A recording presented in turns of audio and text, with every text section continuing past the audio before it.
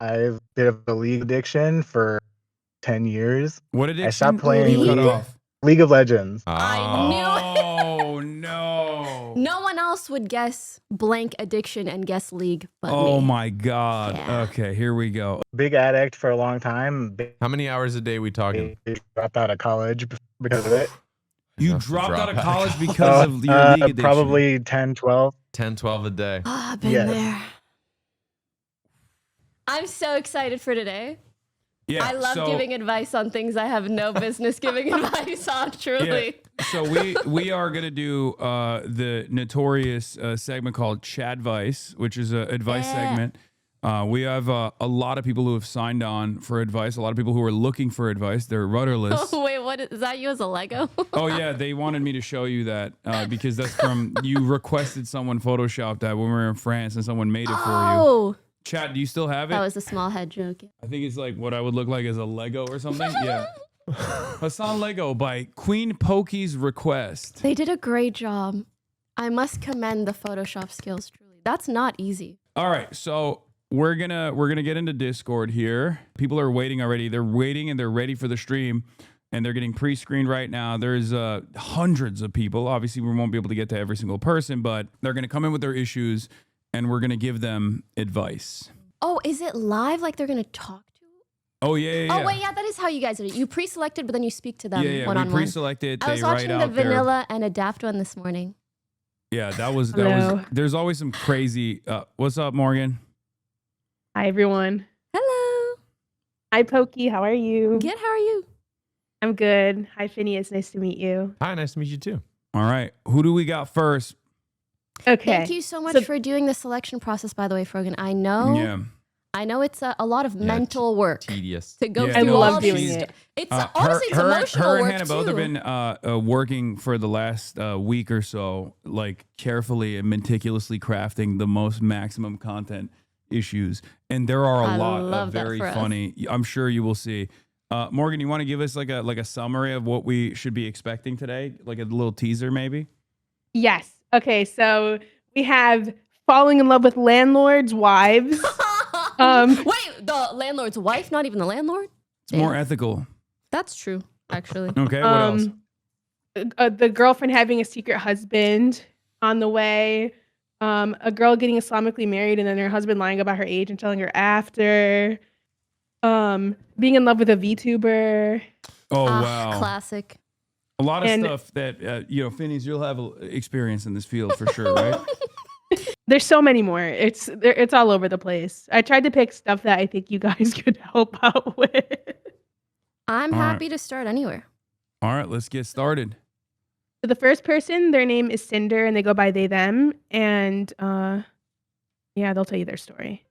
All right, Cinder, what seems to be the problem? Welcome to Chadvice. All right, so here's the situation. I've got this coworker of mine who's significantly older than me, that I get along really well with.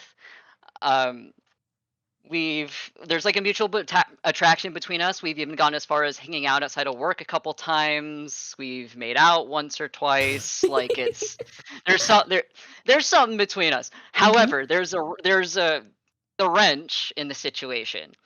He is married, wears a ring, but is polyamorous, and that's the secret. No one in the office knows that because it's not really their business, and it just opens a whole can of worms once you throw in the polyamory like bit to it. What kind of woke workplace is this? So, and for the record, there is no reporting structure between us. We are coworkers. I There's don't no report power to dynamic. him. Okay, that's good. Yeah. The only That's quote unquote Susan. power dynamic is there's a bit of an age gap, but that's about it. I'm not worried how about big are we talking, if you don't mind me asking? 10 to 15 years. Period. Okay. And wait, are workplace relationships kosher at your workplace? Yes, or not? okay. I will say, so a couple months ago he came to me and he was like, "Hey, would you want to hang out outside of work sometime?"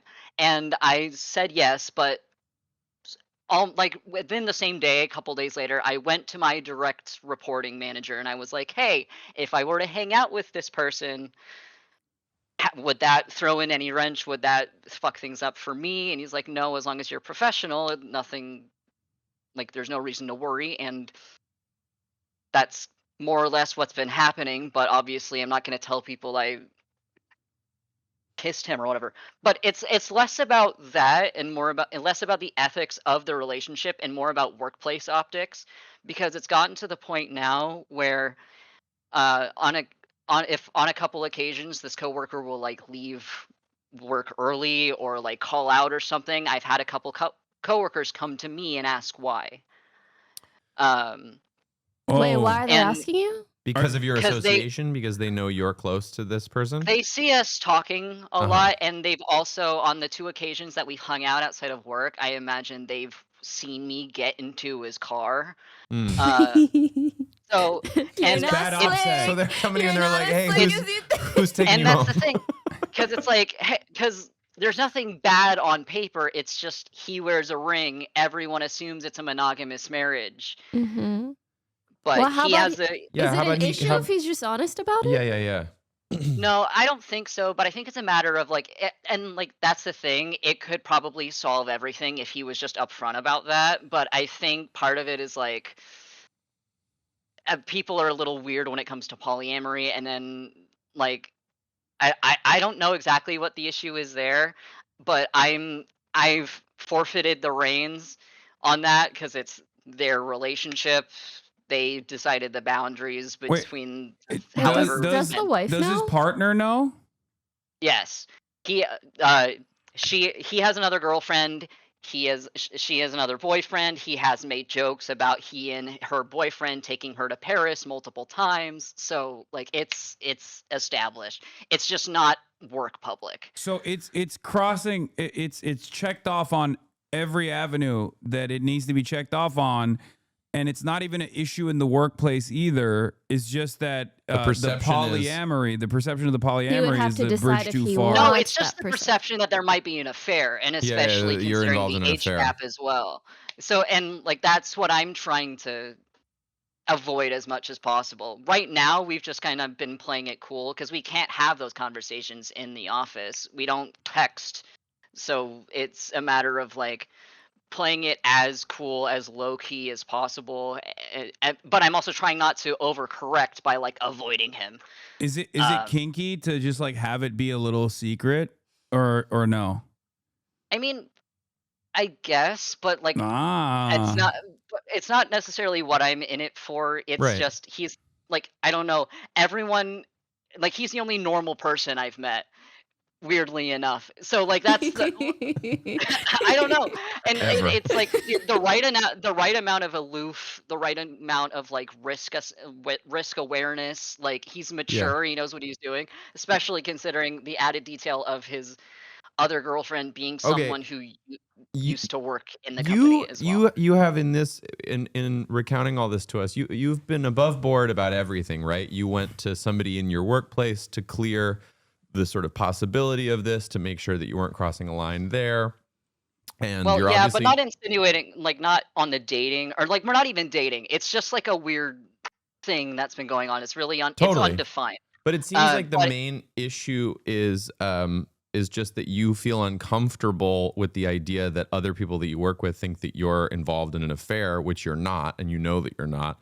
So to me, unless you disagree, like I would say that the thing you need to say to this person is, hey, I feel like you're making me look like we're having an affair because you're not being honest with your coworkers about your polyamory. That makes me uncomfortable.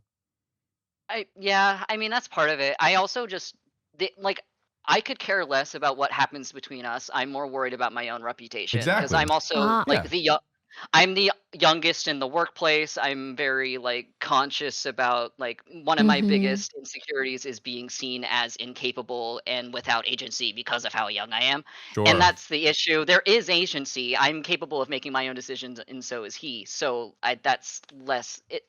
That's less of the issue, and it's more that I'm worried that people are going to assume something inappropriate. Yeah. when Well, they're- I mean, That's and fair. it makes sense that they would Yeah. assume it because It's this going person on. isn't being transparent about what they're actually doing, which is polyamory. And like And also, it's not like we're doing anything that would give them the idea anyway. Like, I remember, like, on Sunday, like, late at night, he texted me, like, "Hey, what do you want me to tell people if they ask why we left together?" And I'm like, "Just tell them we hung out, because there's no reason they should suspect anything different. If they do, that's their issue." But everyone I talk to about this are telling me, like, "Oh, everyone knows, everyone's suspecting something," and like feeding into that paranoia. So I'm like, okay, well, you're not in the office with me. Like, no one, my direct reporting manager has been like, people notice change more than they notice occurrence, which has kind of chilled me out a little bit, because people are just going to gossip. That's fine. That's not what I'm worried about. But I'm reading the chat right now. Are you comfortable disclosing your age? It's totally okay if you're not. Mid-20s. Got it. Is this somewhere that you'd like to work at long term? Yeah, that was going to be my next question. Good one. Thank you. I would like to. It's my first step out of the customer service sphere. I've been there for 2.5 years already. It's just a recent development, and people have gone as far as to say, like, "Oh, I'm glad you're finally stepping out of your shell and like being more sociable." Like, it's gone as far as, like, these people, my management, know that we work well together. So, like, on occasion that I need training for something, they will pair him with me because we get along. Like, there's no reason anyone suspects anything. It's just my own paranoia that someone might. Well, I don't know if it's your paranoia. You've I said think that that's fair. you've said that you're getting in their car on your way home from work. You've said that other people come to you when this person dips out early. So I don't know if that's necessarily paranoia. I mean, the paranoia would be that they're like, that's a terrible person, they're involved in an affair. They probably don't think that. But in terms of your connection with the person, it seems like there's some verifiable proof. Yeah, I mean, I've gone to my direct reporting manager about that in particular. Yeah, you're being very above board. And he's like, "Well, if anyone makes like inappropriate comments about you and this coworker, tell me immediately," because he is like, he's aware, management's aware that there's nothing like weird going on. I think the only comment I've gotten is, "Hey, you look a little distracted," and that's about it.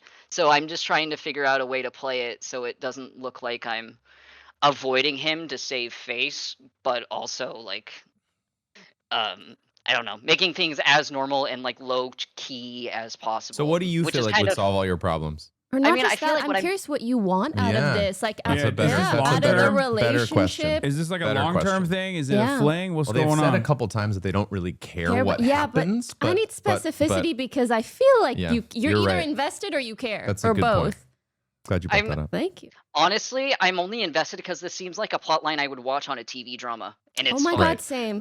Like, and like, I don't know. It's like the drama itself, like outside of what happens in the office, is fun. Like, there's some amount of like restraint on both our parts, I guess. It's fun. It's like a weird dynamic. Like, I'm not trying to date this person, and we've both established it's not going to be anything serious, and I'm not really looking for that for anything serious in general, much less with a coworker, because why the fuck would I do that? But it's just, it makes the work environment interesting, especially coming from someone who like keeps my head down. I'm just there to work. I'm not there to make friends. And then to meet someone who's like relatively normal and like also queer, also chronically ill, like a lot of stuff that we have in common. Like, I don't know, it feels nice to know someone in an office like that I can relate to. Okay, but I think that they doesn't need to. mean I think they any need to come investment. clean with their coworkers about their polyamory, and the reason they need to do that is because they are bringing their polyamory into the workplace. I think it would be a totally fair argument to be like, I don't talk about that at work, but they're having a thing with you. I would and you're a suggest that coworker. if you guys wanted to go long term, I'm not even saying about them. I'm just saying that general, person needs to be clear If they're about gonna it. be If doing they're going to be that. doing that with anyone that they were, even if it's you for a very brief time and then you move on with your life, I think they need to be upfront with I their have a coworkers. feeling though, about- given the age gap, they might not be willing to do that, especially if they're more senior at the workplace, whether that's like actually directly above you or just been there a long time. I don't know if this is the advice you want to hear, but I really think you got to do a cost-benefit analysis. Listen, I love messy shit as much as the next girl. That's why I'm here. But I don't want my own messy shit, you know? You got to get your messiness through a TV show. If you make your real life, like that might impede your career long term. And it might be fun for now. It might not be fun later. Yeah, I have a strict don't shit where you eat policy in general. So I think workplace relationships are always going to be, they always end up becoming messy because all relationships often, you know, they're slated to end. There's always that likelihood. And when that happens, then there's like, you know, additional messiness in the workplace. And you got to factor that into this equation as well, depending on where you want to take it. Yeah, if this is someone you're super serious about, it might be worth it. If this isn't, I really don't think it'll be worth it. Yeah, I mean, my hesitance is not enough has happened between us for me to have really any investment on what happens regardless. And like as long as like the workplace environment is like decent to work in, even if stuff between us falls apart, even if there's really not much between us to begin with, to be entirely fair,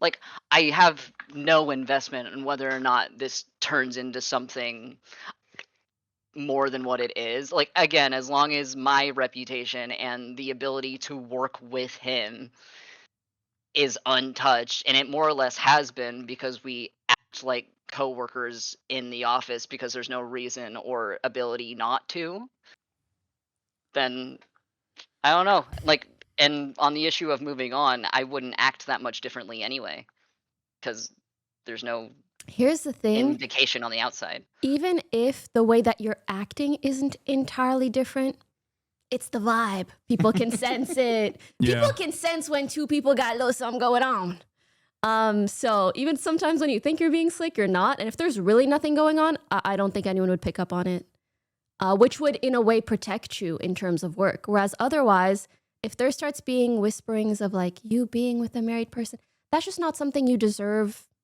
to be like as a part of your reputation when it comes to work, you know? Or set up an elaborate lie. And you tell we all are your long lost distant cousins, and that's why we get along and kiss sometimes. Yeah.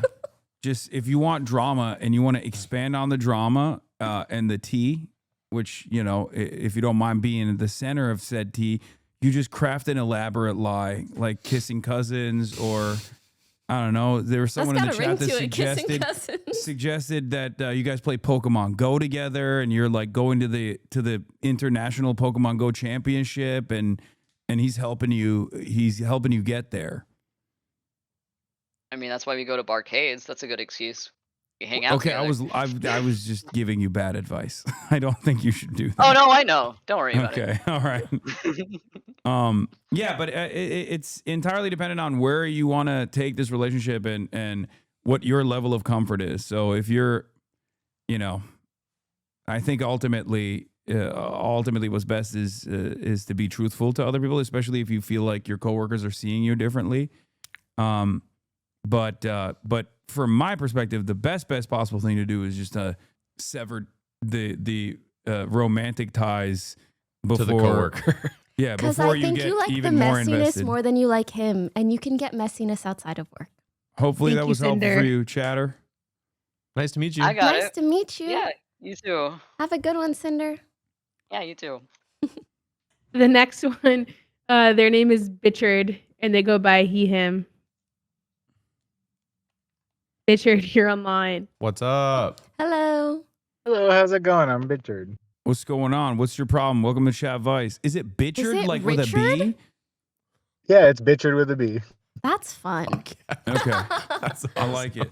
Thank- Is that short for? Thank Is the shorthand of that bitch? Like, I was just gonna say. Yeah, A you bit. can call me bitch if you like. no, it's all good. All right, Bitchard, what's your problem? Welcome to Chadvice. My problem, for a little bit of background, I've been of a league addiction for 10 years. What addiction? stopped playing You cut League? off. League of Legends. I knew Oh no! No one else would guess blank addiction and guess league but Oh me. my God. Yeah. Okay, here we go. Oh Of my course, your gosh. name is Bitchard. You love punishment. Not someone spamming Pokemon I do. for you. Chill. I was a support main too, so extra punishment. Anyway, So I was a big addict for a long time. How many hours a day we talking? Dropped out of college because of it. You Enough to dropped drop out of college because of your league addiction. Probably 10, 12. 10, 12 a day. Oh, I've been Yes. there. Yeah, it was bad. Anyway, so like it was getting to the point where obviously I dropped out of college. I got married in 2023 to my Congrats. boyfriend, and Wait, hold he on. was a What was league your player highest rank? too. Fuck your marriage. What was Oh your no, highest it was rank? only gold 4. Oh no, 12 only gold hours four. a You said day. gold years and only four? gold Yeah. 4.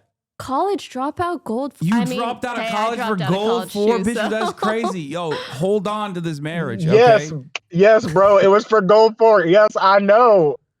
Hold on to that marriage. They don't know. They That don't man know loves you. your past life, or do they know? Because if they know your past life and they still married you, He definitely said 10 hold on years, extra so I'm hard. assuming ongoing, not past. Oh my god. That's part of the problem. Oh. So anyway, about 2 years ago, I decided enough is enough, and I decided never to play League again. Quit cold turkey, Respect. and I installed it, and I haven't played since. That same day, I told my husband he was also never allowed to play League of Legends again. Oh no. And just this last week, we've had kind of a busy week, lots of chores to catch up on. He is like applying for promotion at his job and stuff.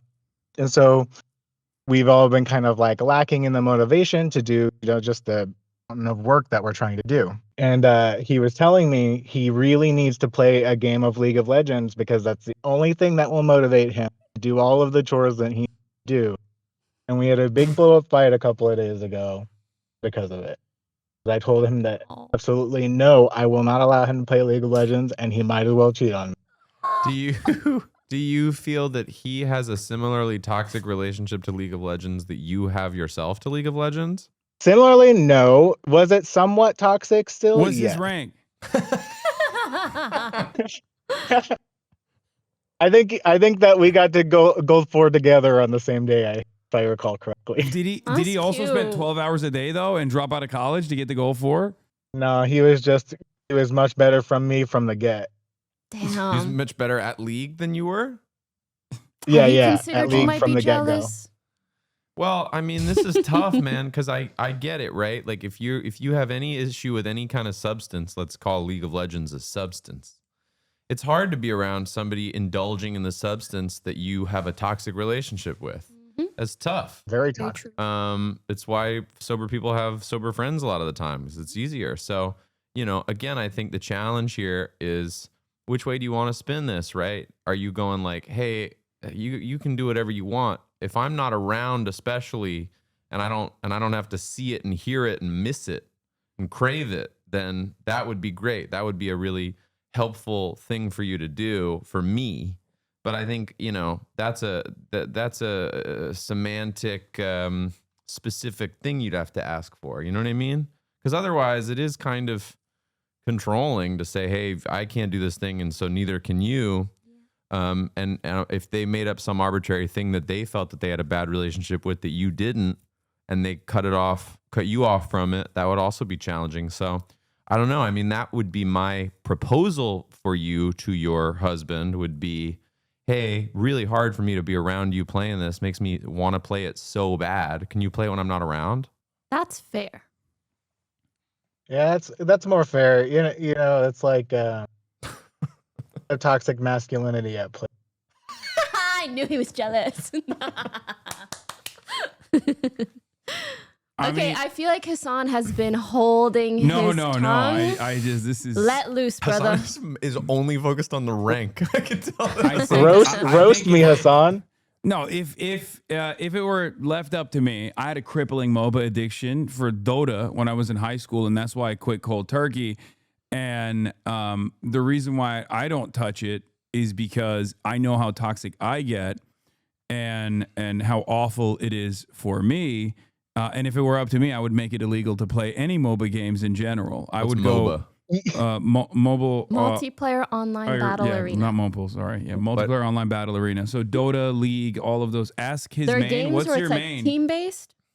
online. Oh, I and was- you're Is like MOBA 5 a versus category was or literally Janna. a game you could A buy? category. You were a Got it, what? Wait, category. what's the- Dota. and is- Very close is the one he was playing. Yeah, Defense of MOBA Legends. is the genre. Dota is the game. Wait, what's Thank you your for- main? Thank Poke, got you you, I might got need you. to hear this. My main was Janna, the wind support. Does that mean anything? I don't know. These comments are no. Well, no. Well, no. Well. Okay, What? 12 hours a day on Janna. Oh no, cooked is what people are saying in the chat. I never even. It was played League. only Janna too. I only played Comments are Janna. like, bro, Jan. Let him live. Let him Yeah. live. So Let me just say, it could be worse. Could be a worse support.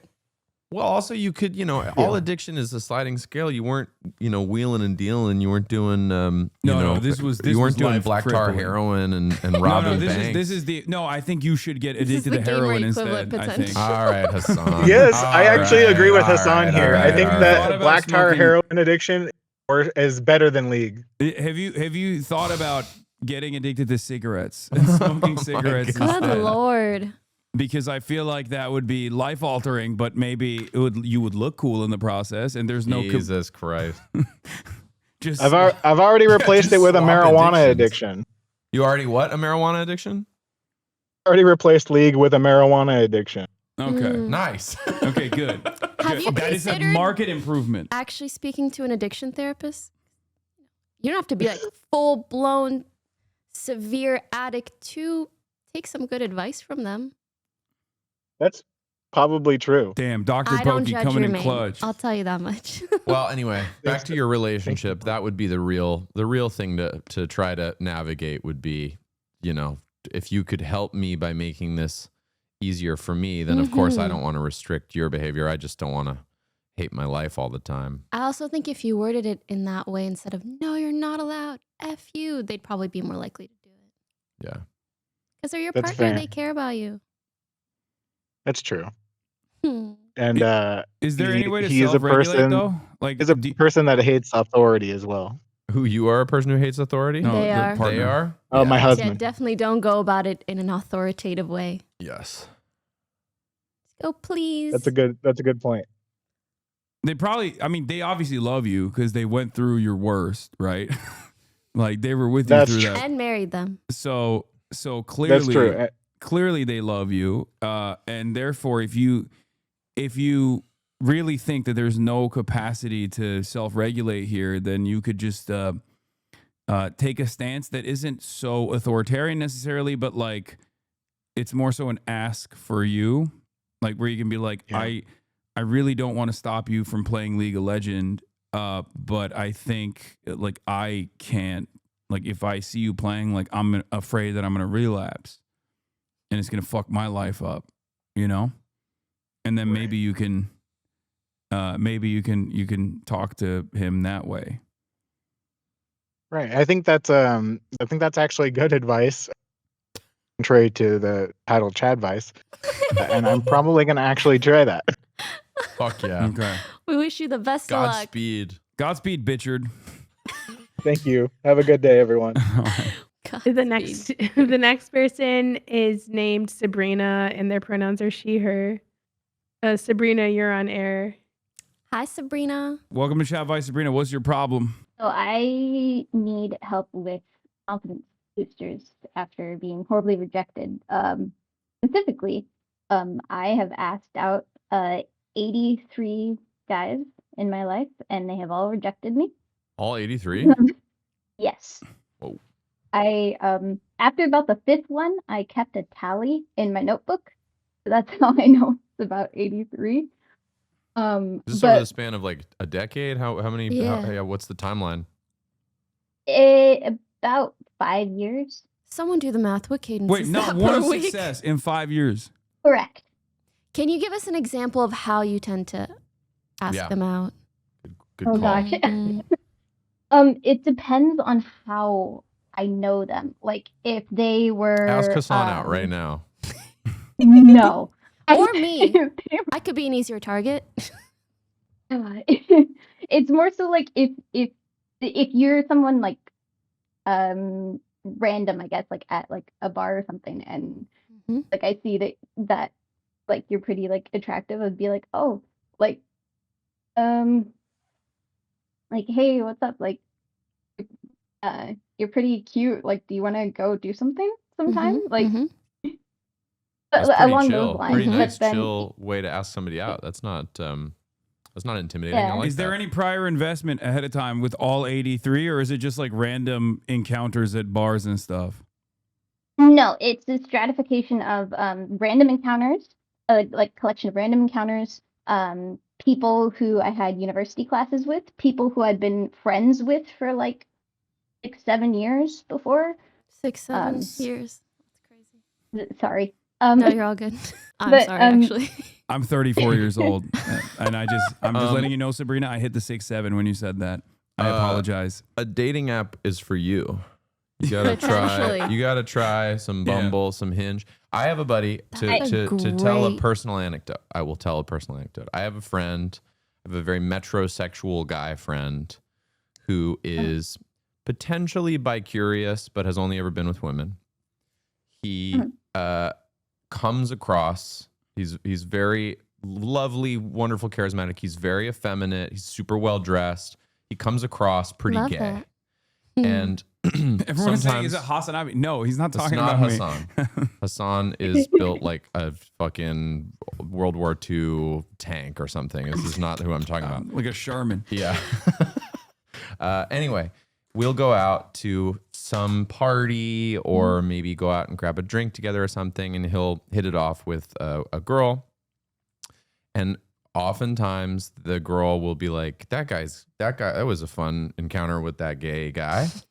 And he's Okay, very but sometimes those guys are the best to date. 100%. No, I 100% agree. And anyone would be lucky to date this guy. He's a real sweetheart. The challenge is just perception on this. And I told him, like, I was like, you gotta rip Hinge or Bumble, because you can be exactly the same person, but they just know going into it Yeah, that you're interested in women and that you're on this dating app and that you're swiping on their photo or whatever. And it's like he's the exact same guy. He hasn't had to change one thing about his personality. It's just a perception-based thing. So I don't know. I really approve of dating apps for this exact reason. And have you? I guess the follow-up is: have you tried them? Have you tried dating apps? I regret to inform that yes. And of the times that I have had matches with people, I've gotten ghosted. And that was about what? 15, 20 times? Wait, is that counted in the 83? You Because that got doesn't count. ghosted 100% No, that's- of the times? Yeah, the 100% of the time, and no, that's not counted in the 83. Okay, but like that's only 15, so you haven't tried yet. 15 times on a dating app is like Wait, a I slow have a Tuesday. question, Sabrina. That should be like 1 week's Yeah, time on a dating I app. could crank that out on the shitter. Like that's not No, that's but nothing. That is true. That's only like matches, though. Like, and No, that doesn't nothing- that doesn't mean Still. anything. Trust. Can I I ask do you a think worse dating question? apps are a bit of a game. Can I ask you a worse question? Have you paid Go for for any it. of the dating apps? Have you ever paid for like the premium version of the dating apps? yes, They're way better. She say yes. okay. Yeah, a lot of Yeah. yes. But again, the 15 to me, the 15, I'm not intimidated by this 15 number. The other, like 70, the other 70 rejections are more intimidating, but the 15 is not super intimidating. The thing is, though, is that one of the last rejections that I had was really, really bad. Like, he turned hostile on Walk us me. through it. Yeah, please. It was, it was like pointing out all of my flaws one after another, and I was just like That's standing there, mean. like, oh, I didn't. Oh, sure. That's a him problem. Well, you What a kind of weirdo. dodged a Like, bullet there, he- don't you think? Yeah. Yeah, but that was also the one who was one of my friends for like the last like 5 years, and I was like, oh, I didn't think that you thought I looked like a troll doll, but apparently I do, because you A just what? told me that. He said that? He said you look Yeah, like a He what? was your friend? That's not. Yeah, but then he Something finished a it off friend with the best bit where, so I'm mixed race, and the thing that he finished it off with was that I wasn't black enough for him. Also peculiar. Okay. Yeah, very peculiar, especially because he was a white guy. So I was like, okay, interesting. Wait, what? Double peculiar. Okay, this is going in so many directions that I did not foresee this going. Okay, so that's insane. That whole exchange just kind of broke my confidence. I mean, you dodged not a bullet, but a nuclear first strike, I think. Has this all been in the same zip code, or are you moving around? Moving around, because I'm from California, so this is partially in California, partially I went to school in Washington State. Got it. So Do you think there's a commonality between these occurrences? I don't know. I was trying to analyze it to figure out because I'm Girl, like, me it's too. not. I'm not going. I'm not going after the same type of guy. It's like totally different types that just all. Maybe dating is just cooked and not worth pursuing. Maybe the right person will come to you. No, I disagree on that. I think you're not a girl in this day and age. I was gonna go in the exact opposite direction. I think you're not like you haven't. You're not trying hard enough. No, not that she's not trying hard enough, but like you just haven't swung enough times. I think sometimes it's different for women. Okay. Do you have a type? Not really. I mean, like intellectually more. So though I love I guess the one type is I like hair, like good hair. I don't know if that's a type thing, but that's cute. Okay. So no baldies. No. Okay. That's fine. What about height? Just taller than me, I guess, which is easy. How tall are you? Like 5'5". Okay, so pretty achievable. Yeah, that's not okay. I think I have a good idea. Okay. Here we go. What's your age range? No, like how oldish are you, if you're comfortable saying? I am 27. 27. Okay. Ladies in their mid-ish 20s in the chat right now, do you guys feel like dating is cooked? I mean, they're on a Twitch chat, so they're gonna say that's kind of. But it's 100 million. Yes. It's okay. Flying across the chat. Someone saying yes, I do feel like the men. dating market right now is a little bit complicated. So how about for you guys, if there are any of you in a relationship, what have you found works well for you? Because I'm not going to lie, the stories I hear from my friends also, I feel like the market's not hot right now. And unfortunately, like it's really scary with strangers. It's not a buyer's market. Exactly. Have you thought about dating women? No, I don't have any attraction there. Yeah, not for you. Okay. All right. I will Fair say, I don't want you to stress about it too much. I think sometimes you're quite young. Yeah, love is one of those things that the more you chase after it, people can kind of tell. Sometimes they don't really like that kind of energy. So sometimes it's better to just take it easy. If I were you, I would do more data analysis and either swing more times or spend 2-3 months not swinging at all and see what you learn. Because that's kind of just life. Yeah, you take data, you optimize, and hopefully you'll come across that right person or figure out how to better come across them. I mean, all it takes is one. So I say keep swinging. Unless you're polyamorous, which is also cool. Have you ever been asked out? No. Got it. Never. Have you ever been like, have you ever had a close friend where you're like, I think there's a vibe there, and then you ask them out and it turns out there's not a vibe? Yes. But then also that's also kind of the situation currently too, because I reconnected with people from my past.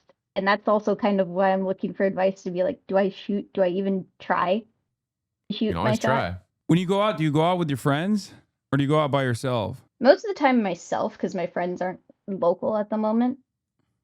Okay. So you're going out by yourself. You're super brave. You're a real courageous person. Yeah, you're already nailing like the advice that I would give to most people, which is like go out, put yourself out there and talk to as many people as possible. But I also don't think you should just be pursuing people as though you want to date them and just go out there like you're looking for friends. You know what I mean? Because you already have that social courage. And now I think that is the most difficult hurdle to clear for many people. Yeah. Like the fact that you're doing it on your own is admirable.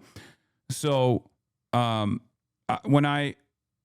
your shoes, if I was going out, I would be not necessarily be so data focused and also so focused on like achieving a target or something, but just casually going through the motions of being social, and then see where that takes you. Maybe you develop some friends in the local area that you're in, and then you go out with them, and then you end up maybe through that extended friendship circle, you find some new people. You never really know. It's a very chaotic environment out there. But I think that your approach so far, if I were to make an assessment off of the limited information that I have, is a little bit too data driven.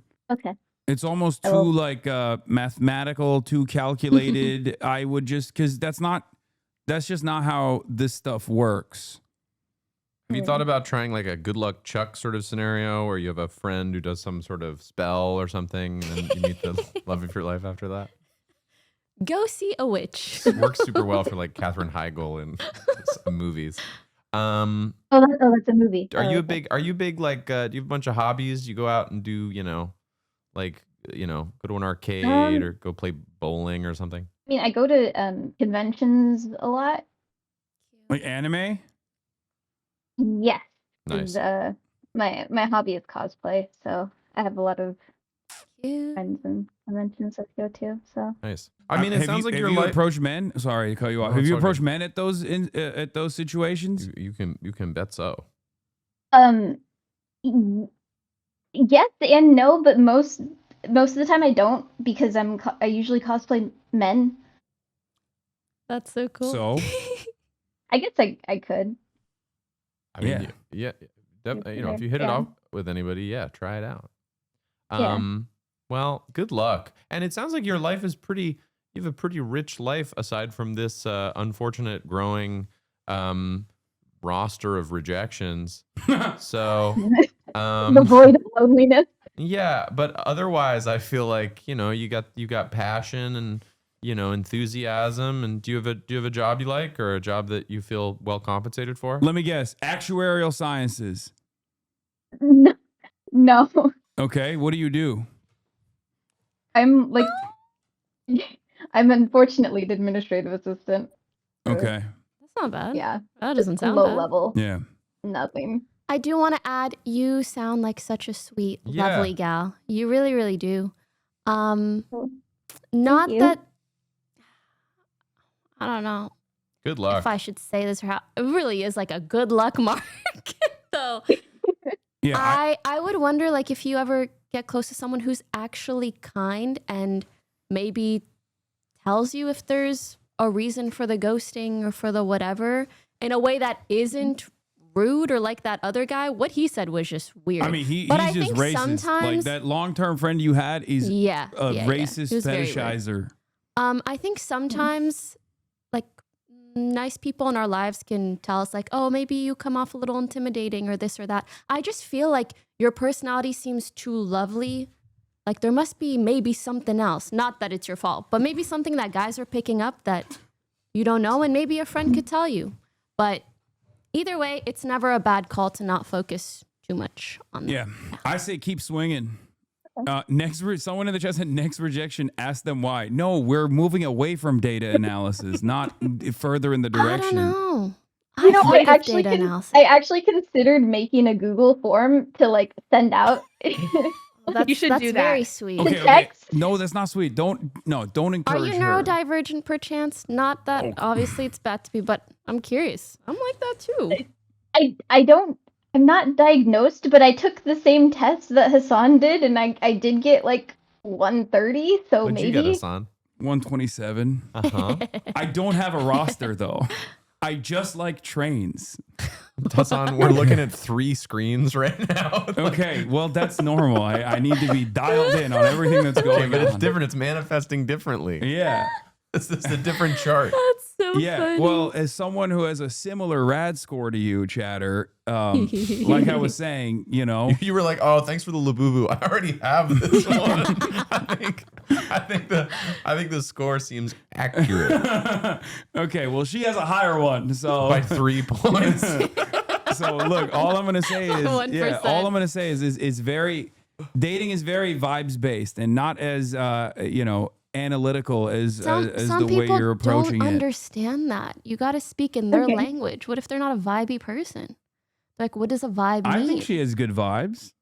I think she has good vibes, but maybe she doesn't interpret the vibes from others. Look, I think like 83 rejections is nothing. Like I've been rejected a million times. You know, there are so many people out there in the universe. Doesn't Mostly matter on planet Earth. but And whatever. the fact that you have gone through, I don't know, 82 rejections and then went for the 83rd Sick. implies that you have a lot of social courage, which is And good. tenacity. Yeah, and I think that's what's necessary in this dating marketplace. So, you know, you just got to keep on trucking and I would find like- someone with similar hobbies and maybe also has a similar rad score to you. And maybe try to find somebody with a similar number of rejections. That's I would easy, politely Ooh. add that I do feel like there are some discrepancies between how women go about dating and men go about dating nowadays. So if anything, maybe you should find some similar girlfriends around your age and talk to them about this stuff. Yeah. I feel like you could learn a lot. Either people in a similar predicament and also people who are in happy relationships. I actually think that's your best bet. Okay. I wish you the best luck, and Yeah, I good really luck. think you're Yours- lovely. Yeah, you've been really sweet to talk to. Hmm I have Thank you. empathy and thank for you guys this. for your advice. Yeah. All right. Thank you, Chatter. Get on her for 6'5" that. multi-millionaire Chat. I've been rejected a million times. First of all, I'm do you think 6'4". this is yeah, I am 6'4". And do you think this is how I materialized on the planet? Like, do you think that I did not go through my own personal experiences leading up to this very moment? And secondly, even now, yes, the answer is yes. You're not going to be the right person for every single person. I think it's good that people reject you and people reject me as well, which is because the alternative is worse. The alternative is that you're stuck in you're stuck in this relationship hell, I guess, with someone who's not the right fit for you. So yeah, I think it's a healthy thing. Rejection is healthy. Okay? And it's actually really good if you can get used to being rejected and that doesn't deter you from continuing on with your pursuits. I think it's healthy to get used to rejection in all aspects Yeah. of your life. Absolutely. Also, career. I feel like that'll get you so far. Rejection is just redirection. Like the thing that's meant for you will be for you. To be honest, Grown Up Fat is the only reason he's not evil now as a man over 6 feet tall. That's crazy. Yeah, there's the other but one. it's also true. The Probably. other one to piggyback off your quote is that I always like a successful person has failed so many more times than you've ever even tried, So true. which is you pretty much true. The next person is named Fur, and their pronouns are she, they. All right, Fur, you're on air. Hello, Fur. Welcome to Chadvice. What's your problem? Hi. Well, first of all, hi Pookie, hi Finneas, hi Haf. Hello. And so let's start with you this. So my former is important. I'll get back to that later. Owes me over like 80 euros. You can make the conversion to freedom money if you want. It's pretty much around the same. Ever since we went to this trip to Copenhagen in August, which was really cool, we went some other friends. Thing is that he had come from another trip in some other place and he had gotten his wallet and his passport stolen before coming here. Yeah. Thing is that like it's not the first time that he loses things. Like it's probably like around the third time he's lost his wallet since I first met him. Thing is that like ever since I met him, we used to like have like we never really did anything, but it was like kind of like I don't know, like I had a crush on him. He just didn't acknowledge it, but it was like we were friends. Like we had lots of things in common. We used to talk a lot, but it never got anywhere because I am an absolute coward and I am terrified of rejection, just like a lot of absolute people. That's coward. so cute. Okay. Yeah, at least I'm self-aware about it. It's just that, yeah, but we'll get to Are you that. Dutch? Where are you from? What country? I'm from Mexico. Sorry? I'm from Mexico. I Oh. don't live there right now, but You I have am. such a like European, like a like Danish Dutch accent. We're in uh, Copenhagen. I mean, I learned English They in have Mexico. planes in Mexico. They can travel to Europe. Yeah, like now we're a socialist paradise, so we have everything. I thought maybe Nice. she'd been Yeah. there for a while, is what I mean. Yeah, that's kind of what Yeah. I'm saying. Yeah. Viva la Yeah, raza. like- But go on. Yeah. Thing is that like I recently like got over my crush because of the thing about him owing me money, and I got pissed about it. Also, I realized and I found out from other friends that it was like unrequited, so I eventually got over it. Thing is that with this person, like I feel bad about asking for the money back. Like, it's not the first time that he's owed me money, but it's the first time that he owes me this much. How much Things total? that How much money does he owe you total? right, it's 80. Like, before he paid me back some of it, the highest amount he ever owed me was like over 200 euros. Okay. But like he started paying back piece by piece because like he felt way too bad about it. But it's been like 6 months and he still hasn't like answered to any of my texts when I ask him like, how is this going? Like, I'm aware that he has like financial issues. Like, we're both Latinos living in Europe, so it's obviously hard. Like, he has some problems with his work visas, and like obviously like it's not as easy for him to pay me back as fast as I would want him to. It's just like the ghosting and the not saying anything about it. Like, I'm aware that he does this a lot to other people, that he just like doesn't want to, like, he basically just doesn't talk about it, or like pretends that it's not happening so that people would stop asking him about it. And like it's become like an inside joke in our friend group. Like, we have a huge friend group that we share. Do you So still it's have like a crush on him? not anymore, but it's like been really recent that I'm trying to get over it. That's where the problem comes. Things that I feel bad asking him for the money, but I don't know if it's just because I actually feel bad about his situation, or if I'm still like not really over it and I'm just not realizing it. If I was like- you, I would take this as more of a reason to get the hell over him. Yeah, Not no on- broke Yeah. boys. No broke boys. No, it's more so like, I'm sure we've all maybe met someone at some point or other that is notorious for asking for money and never paying people back. That's why I really recommend people don't lend money that they aren't comfortable fully losing. Yep. Because some people just have financial issues and cannot confront it. It's deeper than just you, so I don't want you to take it personal either. You just realize, Yeah. I'm not gonna get anything from How him. hot really. is this guy? I mean, like, honestly, pretty hot. That was part of the issues. Like, I mean, it's not something that's going to like keep me in there forever. Like, I'm bi, so like I'm usually more like leaded towards women. Like, it's the one guy that I have had a crush on in a long time, which is probably a huge red flag. Like, I was mostly like going out with women before, so like I'm probably like just going to very low fruit probably. But it was like, I don't know, like we were used to be really close. We had a lot of like university activities together, so it was hard to avoid each other. So maybe that's part of it. But like, I am starting to get over it. My issue is, how do I get over the feeling bad about keeping him, like keep asking for the money back? Because like, I don't want to feel like a landlord that's just like harassing him for the money, but also like, it's my money. Do you really need the money back? Like, being serious, like, is that like money you really need? That's the thing. Like, I don't really need it. All like, right. Oh, Then I mean, yeah. like, Then again, like this is the, no, you want to keep the conversation going with this guy. That's why you want to have this guy in the back of your mind at all times. And I feel like the money is the way to do it for yourself. I mean, kind Aw. of, but also like, I mean, yeah. to me, I'm sorry that this person owes you money. Never a good feeling to be owed money. And yeah, I think to me, if I'm putting on my legal, advice hat, I'd be like, congrats, it's not $1,000 or $20,000. Like, you got off relatively unscathed, considering that you've just told me that you don't really need that money back in the scheme of your life. Yeah. So you've learned your lesson, which is sad. It's sad to learn your lesson that this person that you find attractive and, maybe like their personality is like not a reliable person. Always sad to learn shit like that. But when you said 200, I was like, oh my God, she's in it for $200,000. So I'm happy to know that it's only 200 euro. Well, at least we kind of got. I know that's the 340 American dollars, but I'm glad we kind of got to the root cause, which I think is you kind of holding on to this crush and not getting over the crush via him not paying you back, or that being like a line of connection between the two of you. If I was you, I know it's hard to just like get over emotional things on your own. What I love is a well-written closure text. Even if someone's not giving you closure, give it to yourself. I would literally write a big old text, be like, I thought you're pretty cool. Kind of sucks that you're ghosting the fact that you owe me money. Blah, blah, blah, blah, blah, blah. Obviously, don't be mean.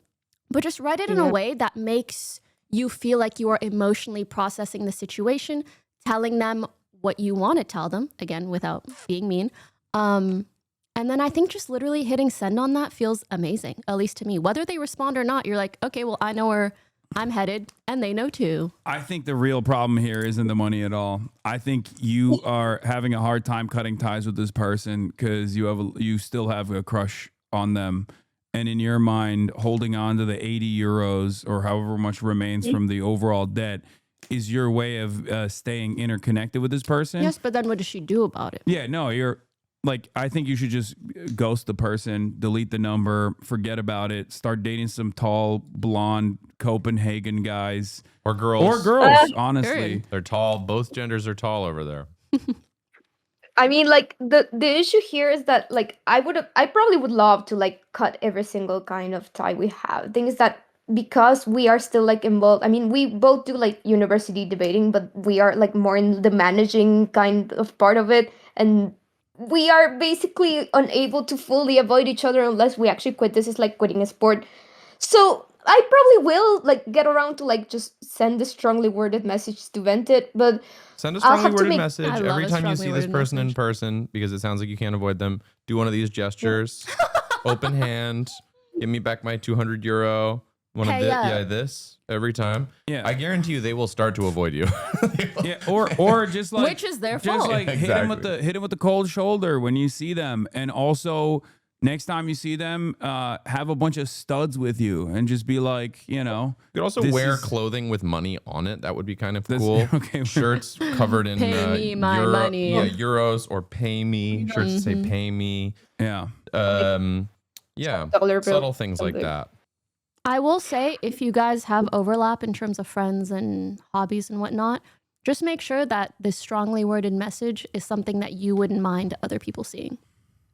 And it Yeah. just like really shows him like, hey, you fucked up. Yeah, and, if you- yeah. I'm Good done point. with it. Good point. Yeah, your friends in common too, right? You go like, I like that person. They just owe me money, and it's been a long time, and And I'm really sad that they're not answering me. yeah, Doesn't so- that suck? yeah, it's pretty. then- Anybody can empathize. Well, the friends already know that he's a bit of a deadbeat. Like they know that Yeah. already. Sounds like it.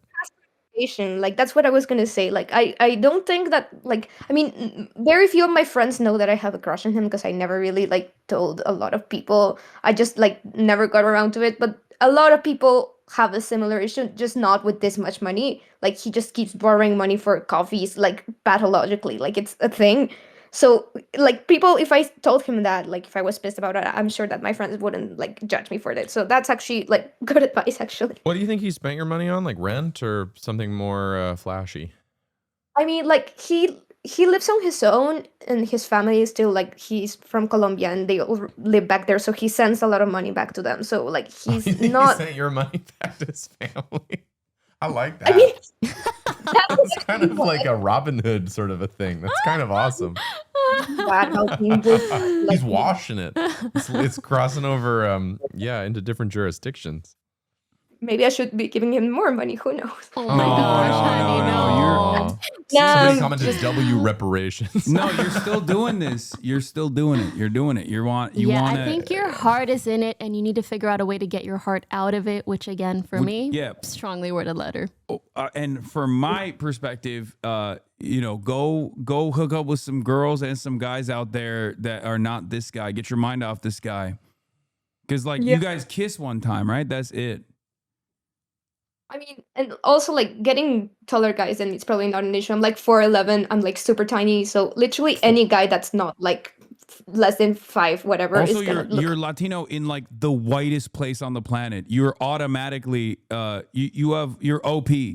You're OP in Europe. They think brunettes are like a exotic species in general, That even is- brunette white people. So you are so overpowered in Nordic countries in general. So you shouldn't have a hard time anyway. Oof, time to get my competitive advantage to use that. There you Oh my God. go. Yeah. Mhm. Well, good luck. Good luck, Thank and you so much. I believe you'll move past this, whatever ways feels more comfortable to you. Thank you I for hope.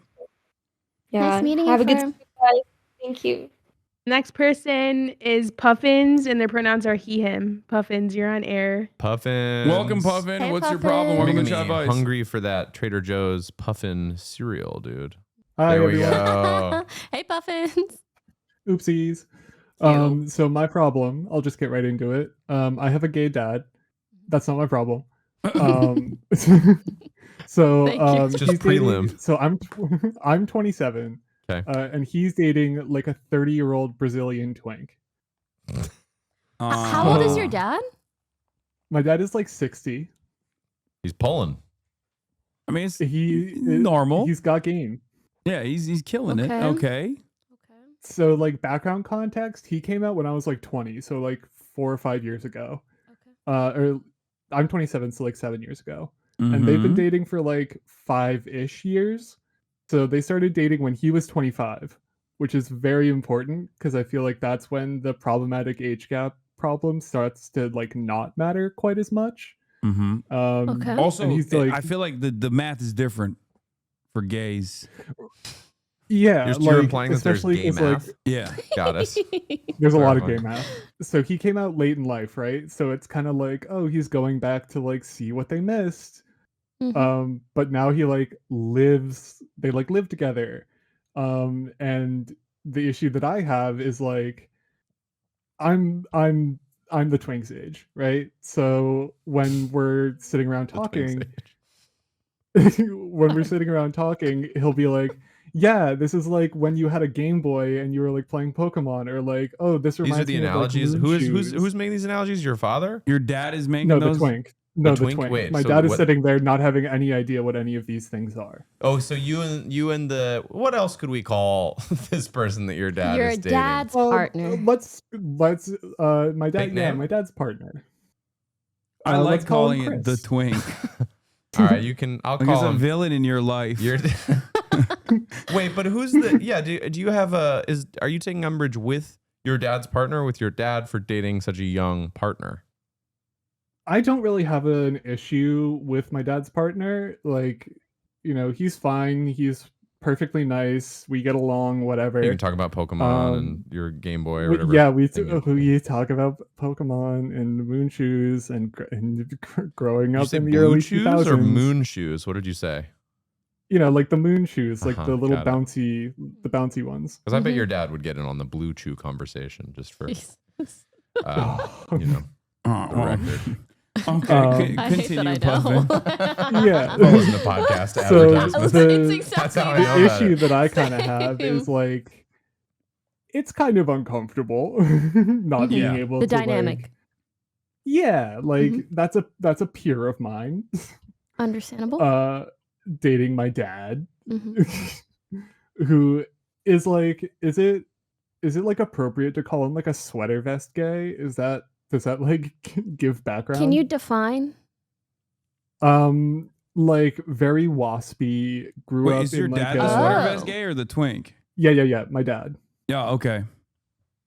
Silicon Grew up very Valley. like, he like grew up gardening. Like as soon as I knew he was gay, it was like an oh yeah, but beforehand I would have been like, oh no, he's just kind of like a feminine guy. I kinda mean, deal. look, You the painted a dynamic good picture here. for us. Yeah, the dynamic here is obviously that you want what's best for your dad, and you want him to be happy, and he's Of living his course. best gay life, right? But that and the he's dynamic makes you a little bit uncomfortable. Absolutely. so. Do you live with your dad still? Is that what it is? No, my parents are split and I live with my mom. What's your sexual orientation? Figuring it out. Got it. Well, to me, the easiest way to solve this is to date somebody your dad's age. I have thought And about then that. someday you guys will both have to make a They truce. can they can Yeah, see swap. how he Yeah. likes it. Oh. Give him a taste of his medicine, Wow. his own medicine. That's some good matchmaking. I mean, oh my I feel like- god! But then like, if we go on like a bonding excursion, me and the Twink are gonna go to like a barcade, and him and whatever my like old sugar daddy are gonna go to like some weird museum. But that sounds great.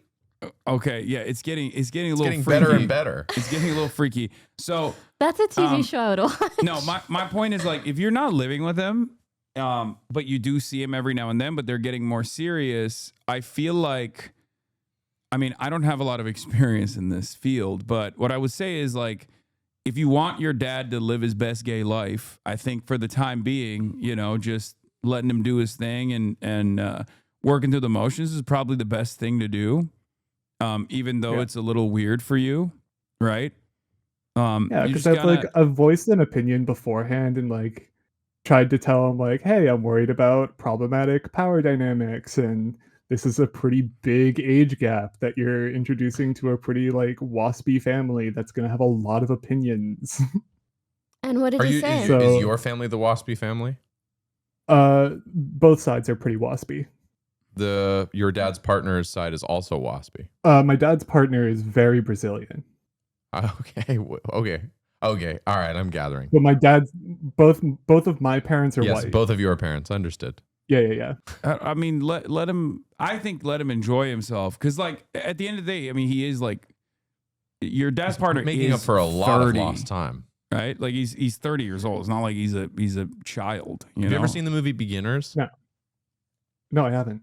One of my favorite movies ever, actually. It's directed by Mike Mills, whose work I love, but it is, to some degree, sort of about exactly this vibe. Just check it out. Pretty great. I definitely will. I have a quick question. So is the issue here how you feel when you're around them? Or do you have concerns about their dynamic that make you uncomfortable as someone who can probably relate to his partner more, potentially, in terms of your age? A little bit of both. It's definitely like me personally, it's a little bit uncomfortable sitting there and having like his partner try and like relate to me on an age level, like relating to things of like when we were children, like, you know, that kind of thing. Versus, like trying and succeeding at relating. Yeah, like it's weird that he try, like just gets relates. it. Yeah, I mean, look, I understand. He's being, like 1997 was wild. I understand being being uncomfortable with this dynamic. I totally get that. It's a little strange. Having said that, this would be borderline or completely unacceptable if you were like in your early 20s, as opposed to the fact that, you know, your dad is in his 60s, but your dad's boyfriend is in his 30s. And at a certain point, it's like, you know, it's just you gotta place his level of comfort, especially as someone who's like only recently come out and is going through the motions and experiences. Like, I don't know how long lasting this relationship will be. And even if it is long lasting, even if this relationship is long lasting, I think ultimately by that point, it will get less weird for you anyway. It's been I don't like 4 or think 5 years so far. Yeah, I don't think it's about whether like this age dynamic is ethical or legal. Okay, clearly it's legal. Right? I think maybe you feel like if you were in your dad's shoes or the other person's shoes, you wouldn't do that. So maybe it's a disagreement of like how you would go about things in a way, or feeling like a disconnect between you and your father. I feel like if I was you, I might, if anything, want to get to know the relationship a little bit better and to know whether or not there is a weird dynamic there or not. If there is, I would talk to my father about that. If there isn't, maybe you'll grow to actually love the relationship and it's actually healthy. It's really, really hard to tell just knowing ages. I also feel like I have a little bit of like some weird reverse prejudice here, where if your dad was 16, he was dating like a 25-year-old, 30-year-old woman, I might be more kind of dubious about the whole thing. But the fact that it's a gay relationship makes me be like, great, cool. I don't know. Well, also, It's so and also weird. because he like recently came out. That's what I'm saying. That's It's not like I'm dumping your mom who was my age and I'm just dating a younger, you know, younger lady. woman. Like he's like, I've made a whole big life change, you know? I actually kind of understand the gay math part, where it's like when you have a smaller dating pool, the dynamics are different. But ultimately, I feel like given the age range, like you really don't know until you get to know the relationship. Sometimes it's perfectly normal, and sometimes it really is an unhealthy dynamic. Like how much does it bother you? Like it's like it's really ruining your relationship with your dad? Because if that's the case, then you should have a conversation with him about it and be like, Dad, this dude is my age. What the fuck are you doing? No, my dad and I still chill. It doesn't like, it affects like holidays, because, you know, like I live at my mom's and he'll come over and like visit because I can't get to his house because I'm disabled. And he lives on a hill, which is hard in a wheelchair. But he'll like or like my grandmother isn't doing so well, so we like go as a family and visit her, and my mom will bring me there, and like my dad and his partner will also be there, and the like in front of my mom being like kind of like cuddled up and like hands on legs and like sharing their stories of their travels and like going to Europe and all of these things. Like oh, it's part of it's hard for me to hear in that context, and part of it's hard to see like in front of my mom too. Mhm. Yeah, is your mom And loving all of especially, this? like How's your mom feeling about all this? so I didn't learn he didn't come out to me and my brother until a year after he came out to my mom, and Got they it. had done like 8 months of couples therapy Got on it. how to come out to me and my brother correctly. Wow, they were trying their That's best. sweet. So Yeah. they really did do like an immense amount of work, and my mom got a lot of it out in those 8 months. But of That's course, good. there's still some resentment and some like being the divorced wife being like, Jesus Christ, my ex-husband is dating somebody who's as old as my son. Yeah. Because I Is your think he is mom actually a dating little bit anybody? younger than my oldest brother. Is your mom dating anybody? No, and hasn't since. Does she seem to have a desire to, or is she's like, that's not my priority? Not particularly. I thought that she was trying for a little while. She like had a friend, that was like staying around a little bit, but Ooh, that just okay. like kind of fizzled out, and that all just sort of like her interest just went away completely. Someone in the chat suggests that your mom should also date a 30-year-old. I don't think that's the appropriate I move, brought it up. unless she finds a 30-year-old that she is in a wonderful relationship with. I mean, how would you feel if your mom was dating a 30-year-old? Weirdly better. Okay. Because then it's like balanced I think it's out. hell- It in a weird cancels out the way. dynamics. Oh, it's because you're saying it cancels Yeah. it out. Okay. But if your dad was not 'Cause- dating somebody at all, or was dating somebody his own age, and your mom was the one dating somebody way younger, how would that feel? Thought experiment. That would offset it again. Understood. Yeah. Because it's So like I because think it feels if like they're an both uneven doing that, dynamic. And yeah, that would in a way because it's even it out. like definitely part of it is my dad being off like doing his like living his best gay life, and I'm not living with that. I'm living with my mom who's not living her best gay life, who I want to be living her best gay life, but is sort of just like on her own accord for sure. Just sort of like, she volunteers, she does her thing. We live in like a nice community that she's a part of. Yeah. She does her own stuff, but Seems like you're it's very just like empathetic not towards your interested. mom. Yeah. Which is great. Oh my God, she's a saint. I Aw. cannot say enough good about her. That's wonderful. Okay, wait. I have one question before I give my little bitsy of Chadvice. Question. When you are around your father and his partner, do you get a feeling that the dynamic is unhealthy, or do you feel like the discomfort is more so on your end? It like on the surface, the first thing that hits me is I'm worried that that the partner is looking for a sugar daddy from my dad. But then like the partner is working like an insanely good job, like for a company that if I said the name, everyone would understand that this kid is doing Schmashmuck. really well. Okay. I think maybe a good first step is next time you guys are all together as a family, if you notice that there's something they do or talk about, and you being the empathetic, kind person you are, you see that causes discomfort for your mom, I actually think it's totally reasonable to talk to your dad about that and be like, hey, I know you're really happy. I'm happy for you, but I think maybe mom gets sad when you talk about this and that because that's just not where she's at in life. So like in your own free time, go ahead, do as you please. But maybe when it comes to family time, let's do something that doesn't cause discomfort like that. Does that make sense? Yeah, like be a little bit more mindful. Yes, exactly.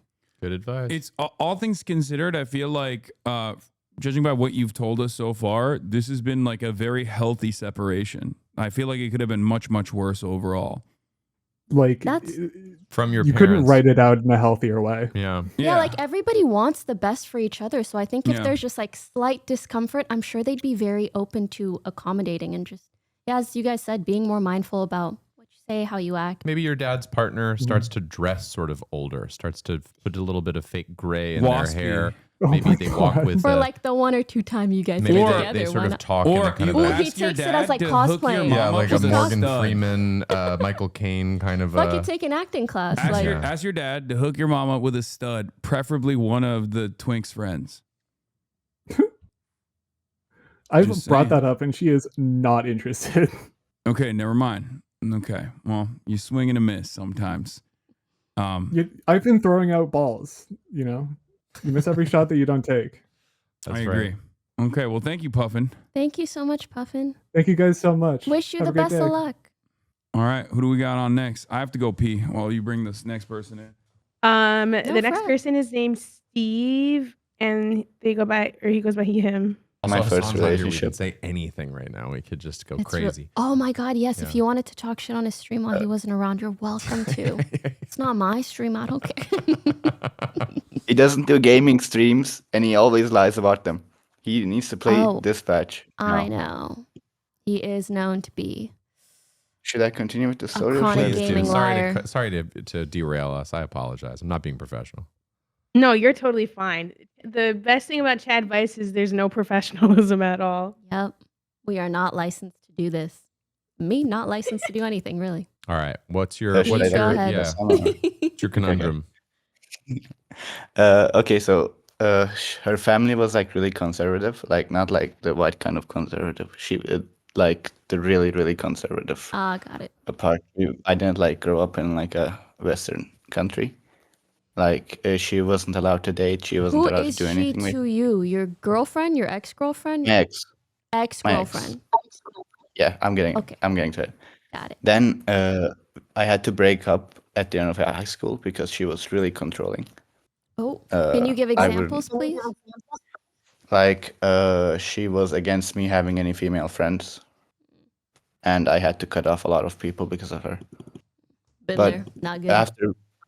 After I broke up with her family found out about us because she got really depressed, and we also like smoked weed, and that didn't go really well. So then she was prohibited from going to uni.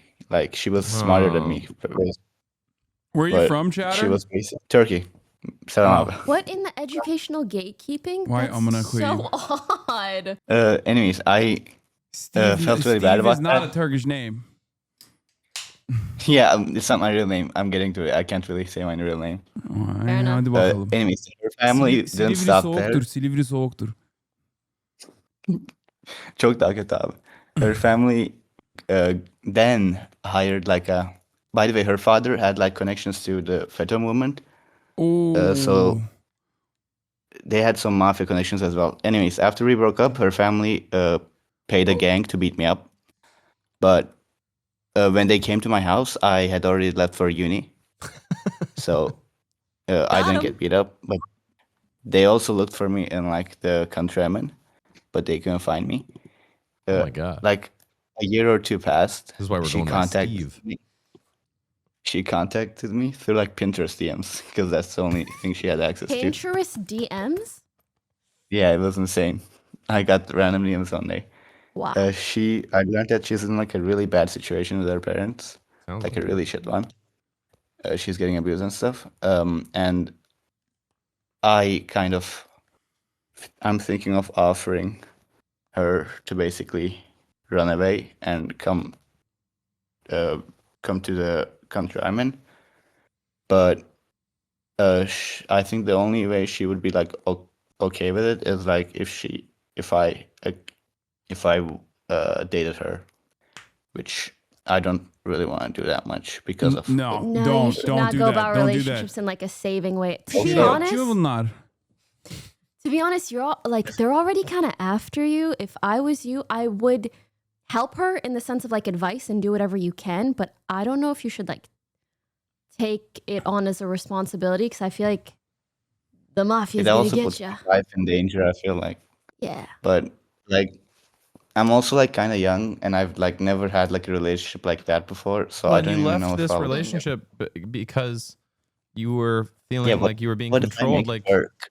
to me, that's the What if I root make of it this. work? If you were in a great relationship and then her family found out, and then they banned her from going to uni, and they sent the mafia after you. it would be sort of romantic. There- But you already had broken up with this person. This is a big Yeah. problem. This is a Yeah. big problem in general. Also, you're gonna get in trouble because of her connections, regardless, Yeah. in Turkey as well. Not just like because. I don't go back to Turkey anymore. Yeah, no. I would stay away. You dodged a bullet. It was good. It's just, But I also think you just like gotta respond- respectfully be Don't like, Don't I let gotta it reel cut you ties back here. in. Life too. Like Sorry, I dude. kind of ruined her life too.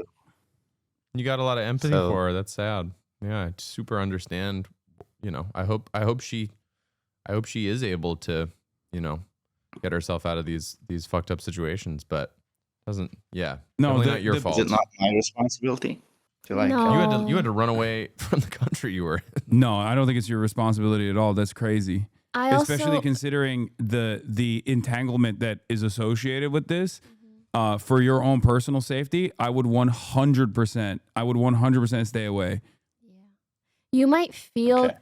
guilty, which is sweet. You're probably just very empathetic and you care for her, but also like you're two people who decided to see each other and you both had certain issues from it, but you've also kind of paid for it already with the Mafia situation. Well, so. and also the challenge here is that Yeah, I think on it's feeling like- responsible or whatever, it's like you actually, from your story, you already had broken up when her family found out, because it sounds like they found out because she was distraught. Very sad, yeah. So in reality, the fact that you guys had already broken up, she was actually safe. Mhm. She just was emotional about whatever, you know, distraught, and then her family found out, and then, you know, they brought the hammer down. But yeah, I mean, it sounds like you kind of skated through all this perfectly. Also, kind, but if detach. you are with this person, you bring this person next to you, you bring this person around you, they will find you and they will kill you. So don't even that is not a good idea. Trap. No, not that it's a trap or whatever. They will kill her and kill you. I would just not touch that with a 10-foot pole in your circumstances. It seems like you got off as clean as you possibly could. It's not a good idea at all. We want to hear from Okay. you in a year, not be concerned. Yeah. I was also worried because like the gang that was after me, like the gang they hired, also has like activities in the country I'm in. So, like, Okay. Yeah. No need to elaborate further. I already got it. I'm telling you right Actually- now, I would stay away. Definitely stay away. Delete the Pinterest account. What the fuck? Why do you... Oğlum Pinterest mi kullanıyorsun? Ne yapıyorsun Pinterest'te? Kız açtırdı abi, açmadım. Just delete Sorry. the Pinterest account as well. Because it's Yeah, not I like guess I'll do what the chatter is talking about is not necessarily just like a mafia situation. It runs deeper than that. So I would recommend you stay away from all of that. You wash your hands of that. If someone asks you, you just you're just like, I don't know who any of these people are. You just cut all association and all ties entirely. Yeah, that's what I'm. All right. Okay. Thanks, guys. All right, Shout no out I to wish problem. my you the best friends. luck. Please stay safe. See you guys. Goodbye. All right, bye. For the non-Turkish chatters in the community who are confused, What level mafia are we Fedulcu- talking here? when he said like the person is like the girl was is from a Fethullah Gülen family. Remember when I talked to you guys about this, about how like there is a CIA asset called Fethullah Gülen who passed away recently. He's a Muslim cleric that used to live in the Poconos. And this was the parallel state that they had created in Turkey that facilitated a coup that failed. And then in the aftermath of that, the Erdogan administration basically used that as an opportunity to crack down on any kind of dissent whatsoever. But like there was a little bit of validity for why they were cracking down on some of the elements, because it was like a direct parallel state that they had created alongside the CIA in Turkey. And there's deep religious ties there as well. So they straight up, they have a very long reach. So it's not just, it's not nothing to play around with at all. Next. Okay, the next one has a little bit of a trigger warning for sexual assault. Their name is E, and they go by all pronouns. Hello, E. Welcome to Chadvice. What's your problem? Hello. So basically, my friend, in quotations, used part of my life story in a short film without my consent, and they won 2 awards for it. Pretty much, I worked on a song in 2022 with this friend who we were in a band. We had made an album before this. And uh, unfortunately, because of Hurricane Fiona in Puerto Rico, the film was canceled because it kind of like destroyed the bridge to the filming location. So I forgot about it. I just like left it alone. And then September of this year, my friend made the short film for a local film festival, and they posted the trailer. I saw it on Instagram. Um, it had the song with my voice in it, and I was excited. I congratulated them in a message, and they responded that everyone working on the short loved the song. I personally was not a super fan of it, but I was excited to be a part of it in any way. I got really excited and I reserved the tickets, for the premiere for the film fest in October. This happened October 28th. I didn't tell my friend I'd be going because I wanted to surprise them. And I saw them walking into the theater, and I said hi, I hugged them, but like I quickly like rushed into the theater. Um, I had taken my mom and my brother with me, and we sat through about an hour plus worth of shorts. And the last one was my friend's short film, the one with the trailer that has me singing in the parts that I wrote for the song we worked on together. So the song starts, but no voice. All the vocals were cut from the song. And I start noticing like similarities between an assault that happened to me in 2018 and the plot, along with specific details and even things I had felt in relation to the assault. When the credits rolled, nearly everything was credited to them, not even our band. And as soon as it was over, I like darted out of the theater as quick as I could. My brother knew about the assault and he was pretty much furious. My mom was just confused because, like me, she had assumed my voice would be in it. She didn't know about it. I didn't think I'd have to sit through a visual sci-fi retelling of my trauma. And I had told this friend yeah, I had told this friend in confidence about what happened to me as a way to connect, build trust and confidence so that we could potentially make better music together. Because it had been, since 2016 we started making music together. So now I just feel like I want to give up music forever. Like I've been betrayed before, but not like this. And I mean, like, what do? I want to take action and confront them, but the only proof I have is an estranged friend as a witness. So, I mean, I don't know what to do.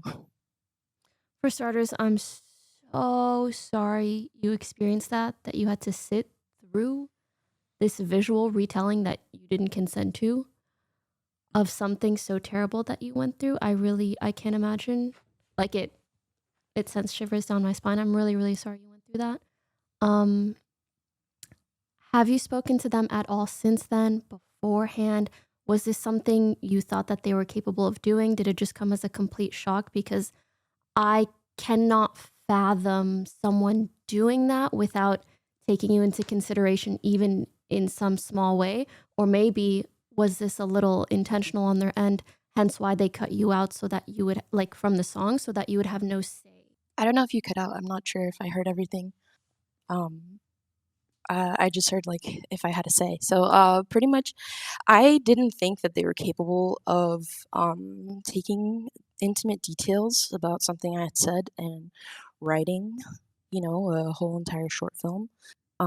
This friend is an author and has several books published, comics, and I didn't assume that they were going to use that, but I did assume that they weren't going to credit me for the song, even if my voice was in it, because their father had taken the album that we had made in, I think it was 2016, 2017, and like credited our band and I don't know if I'm remembering this properly, but I think my friend was compensated for arranging the music, and I wasn't. And I didn't even know that it was in a movie until like 3 years later, 2 years later. So I haven't seen it. I have the link to it. I refuse to watch it now because like I just feel like really betrayed. My voice is in the other movie, but I just like I'm like beside myself kind of. You know what I mean? Like I really Your voice is in the other. Have you seen the other movie or no? my voice is in the other movie. I've only seen the trailer, and it was in another film festival, like, in Europe, and, like, that one, I'm not sure if it won awards, but, like, it got acclaim, and I'm just, like, I'm, like, trembling right now because I'm angry. Yeah. I'm, like, I'm so sorry, furious. and let us know if you ever need a pause. We don't mind. Do you know if this person is very well connected? Yes, this person is pretty well connected. I'm pretty sure that if they ever see this, they're gonna know who I am, what I'm Mm-hmm. saying. You know what I mean? And I'm pretty sure that there are people watching that know me and know the situation because I've said it. But I have maybe said it to a handful of people. This assault that happened to me Mm-hmm. I've also only said to a handful of people. And to be honest with you, this is the kind of friend that blames everything on their ADHD and kind of is like, "Oh, I forgot that you told me this." So it's just like randomly all these facts Oh, I pop up hate in this people like film. that. They have like Yeah, I know. selective memory that always benefits them and never you. I know, but it's like, how can that be an excuse? Because like, I haven't confronted this person, but I feel Mm-hmm. like that can't be like that can't be the case because there's specific details, and I can Mm-hmm. say them if you guys want to, because like I want this person, if they see this, to know how I feel about this. It's up And to it's your like, comfort level, really. so okay, and this is like it's like pretty it not complicated, but like it's a long story. So 2017 Hurricane Maria happened, and I was displaced, and I lived in New York, and I uh also, like, my then boyfriend moved to Philly, so we were like commuting and stuff. And during Maria, like right after Maria, while we were still in Puerto Rico, he told me that he was like gonna help his dad's friend move some boxes, and then he ended up telling me that they slept together. And me being a naive little person who was like, "Oh, we were never official, you know what? Like, it's whatever, it's okay." So we just like continued seeing each other, and even when we moved, so I kept commuting and stuff, but he was gonna go to university in Philly, and I was like, you know what? I'm just gonna leave it at that. You know, I don't want to take you away from university, but I can't afford to stay in New York. I don't know if I can go into detail. I was working for project-based Section 8 housing, like forming tenant associations so that they could keep affordability in their buildings. I was doing a lot of research and stuff like that, and it was just like a lot. It was very daunting. I did my best. I don't think I was my best at that job, but I did my best, and I was just drained and exhausted. So I moved back in with my parents. I break up with them, with my ex, and my roommate, who was my childhood friend, who is the witness to the assault that happened. I was really anxious one day because my ex, at the time boyfriend, told me that, I got an interview in this newspaper, and they're interviewing me about the displacement and all that. And I was like, okay, that's cool. And then he told me that he really liked her, and I got really jealous. So I went to a bar with my friend. I told them like, "Hey, listen, I can't anymore. I just need to like let loose, just let go." So I go to this bar, and I have a rum and coke, and then my friend like starts dancing with someone. They're like, "Oh, this is like, great, whatever." I met this person, I'm really enthralled. So they go off on their own with that person, and then I'm just like sitting alone, just enjoying the vibes and music. And this guy sits next to me. Um, and he starts talking to me, and we're like talking, we hit it off a little bit, and he tells me he's a nurse. And then I start asking him about what he does, and like it's fine. And then he says, "What are you drinking?" And I go, "Rum and coke." And he gives me a rum and coke. And this is a detail that my friend added in the film. I had only had one drink, and then this person brought me another one, and me, naive me, being I think like 22 years old at the time, I was roofied. I don't know if I can say that, but pretty much, yeah. I was very naive, very stressed. So like, I was assaulted right after that, and then I told my friend, "Let's get out of here." I kind of told my friend what happened. but I never told my ex what happened. So I broke it off with him and I left. And then a month after I had left, my, at the time, best friend, who's estranged now, just because we just distance time, we stopped talking, called me and told me that they were dating my ex, even though they lived in 2 separate places. So it's like 2 separate cities. So then I was like, oh my God. And then a month after that, October actually. I'm sorry to cut you off, but your friend that knew about the assault did this. No, well, yes. My friend that knew about the assault told me that they were dating my ex. And I only broke up with my ex because like I didn't want them to feel obligated to, like, I was still in love with my ex, basically. And they knew that. And they started dating. So I also want to say you're not naive for not having known or thought that someone would root for you. It's absolutely not your fault. Yeah. That's really fucked up. I was too trusting. Yeah, I was too trusting. Also, your estranged friend is kind of a dick. A little bit, but I mean, not a little bit. No, your former friend is definitely a dick. Like if they knew that you still have feelings for this person and they establish a relationship with that person, they're an asshole. Yeah, I mean, I still love them. We've known each other since we were 9 years old. It's like at the time, naive again. I was like, oh, I'm just so happy that they found each other and that, because like the trauma of being in a hurricane where literally for 2 weeks straight, all I was eating was canned tuna fish and avocados, and I wanted to vomit, and I never ate avocados for like 3 years after that.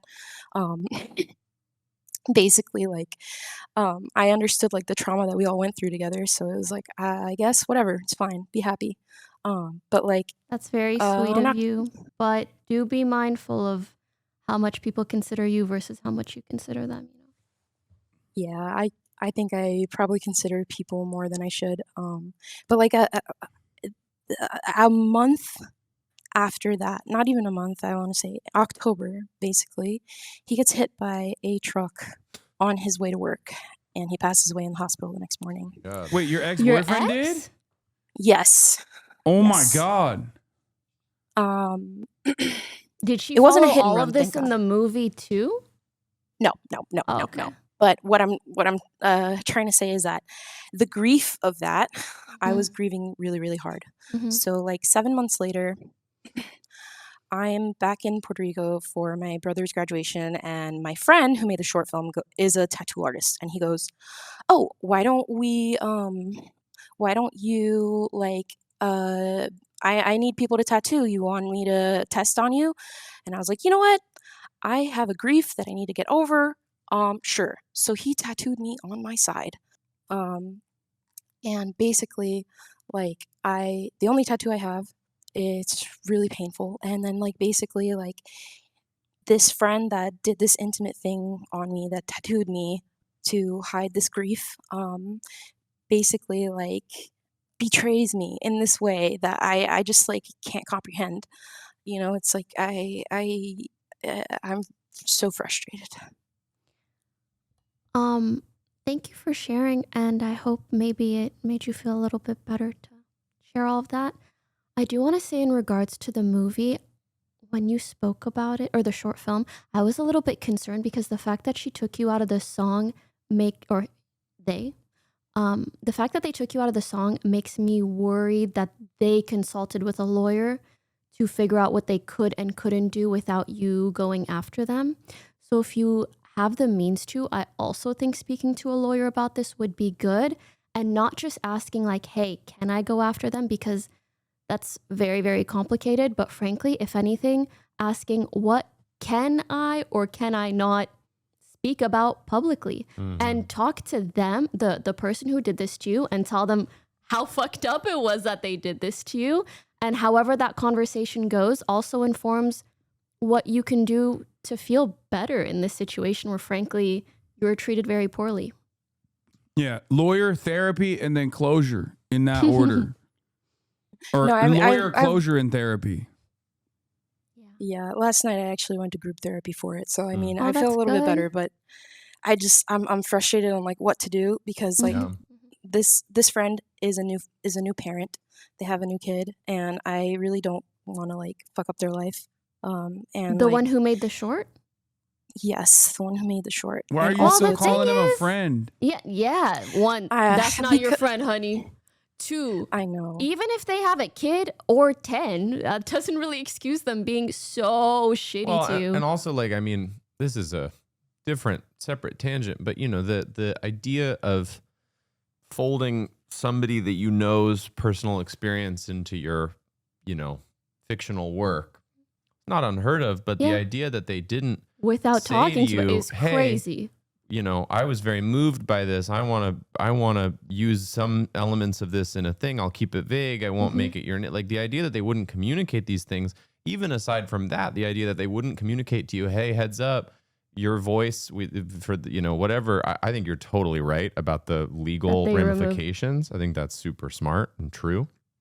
But you know, to me, again, it's like you know. And also think about how you would have felt being consulted about those things, right? I mean, to me, you know, you would have had the opportunity to say, no, I don't want any of that, or I feel terrible about that. But the fact that you weren't even asked means you never had the opportunity to have any sort of say in any of this. So it's not, you're not treated well in this situation by this person. You know, and you've said that they're well connected and they seem to have some sort of a powerful father who's compensated them and not you. And it's all very unfortunate. I'm very sorry. Yeah, I think, you know, and then the other element of this, and I'm, you know, you already know this, everybody knows this, but like mostly any lawyer, any litigation of any kind is expensive for you going right into it. So it's all, you know, a terrible scenario. I would say that, you know, any legal counsel that you can try to get for free or cheaply is great. If you ask your friend who asks their friend if they have a, you know, relative or somebody that you know I can speak to you briefly can about talk it. to you, you know, free consult, that would be wonderful because I'd love for you to not pay money in this scenario. You know, I feel like the easiest case scenarios would be like cease and desists or something, but I don't know how legally viable that is, as much as I would like for you to be able to achieve that. I don't know how legally viable it is. You should also be ready for the prospect of like the legal challenge not working in your favor. Okay. And I have a fourth option on top of everything else, because I said lawyer, closure, and then therapy, right? And the fourth option is, because in the beginning you said you wanted to quit music because of all these experiences. Then the fourth option is you pour all of your trauma into an album and you just fucking do diss tracks. You call out this person by name. No, not by name. Legal ramifications. Okay, maybe not by name, but you like, talk to a lawyer and say, how clear, can I communicate this without being legally liable for communicating this? And I promise you there are so many ways. Use the maybe throughout the therapy, you will find out that maybe you're too kind to people.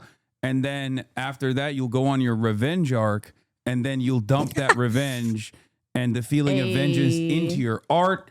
And then you use that. It is a good motivator. You use that as a therapeutic outlet. And then you just cook this person, and then you win a bunch of Grammys.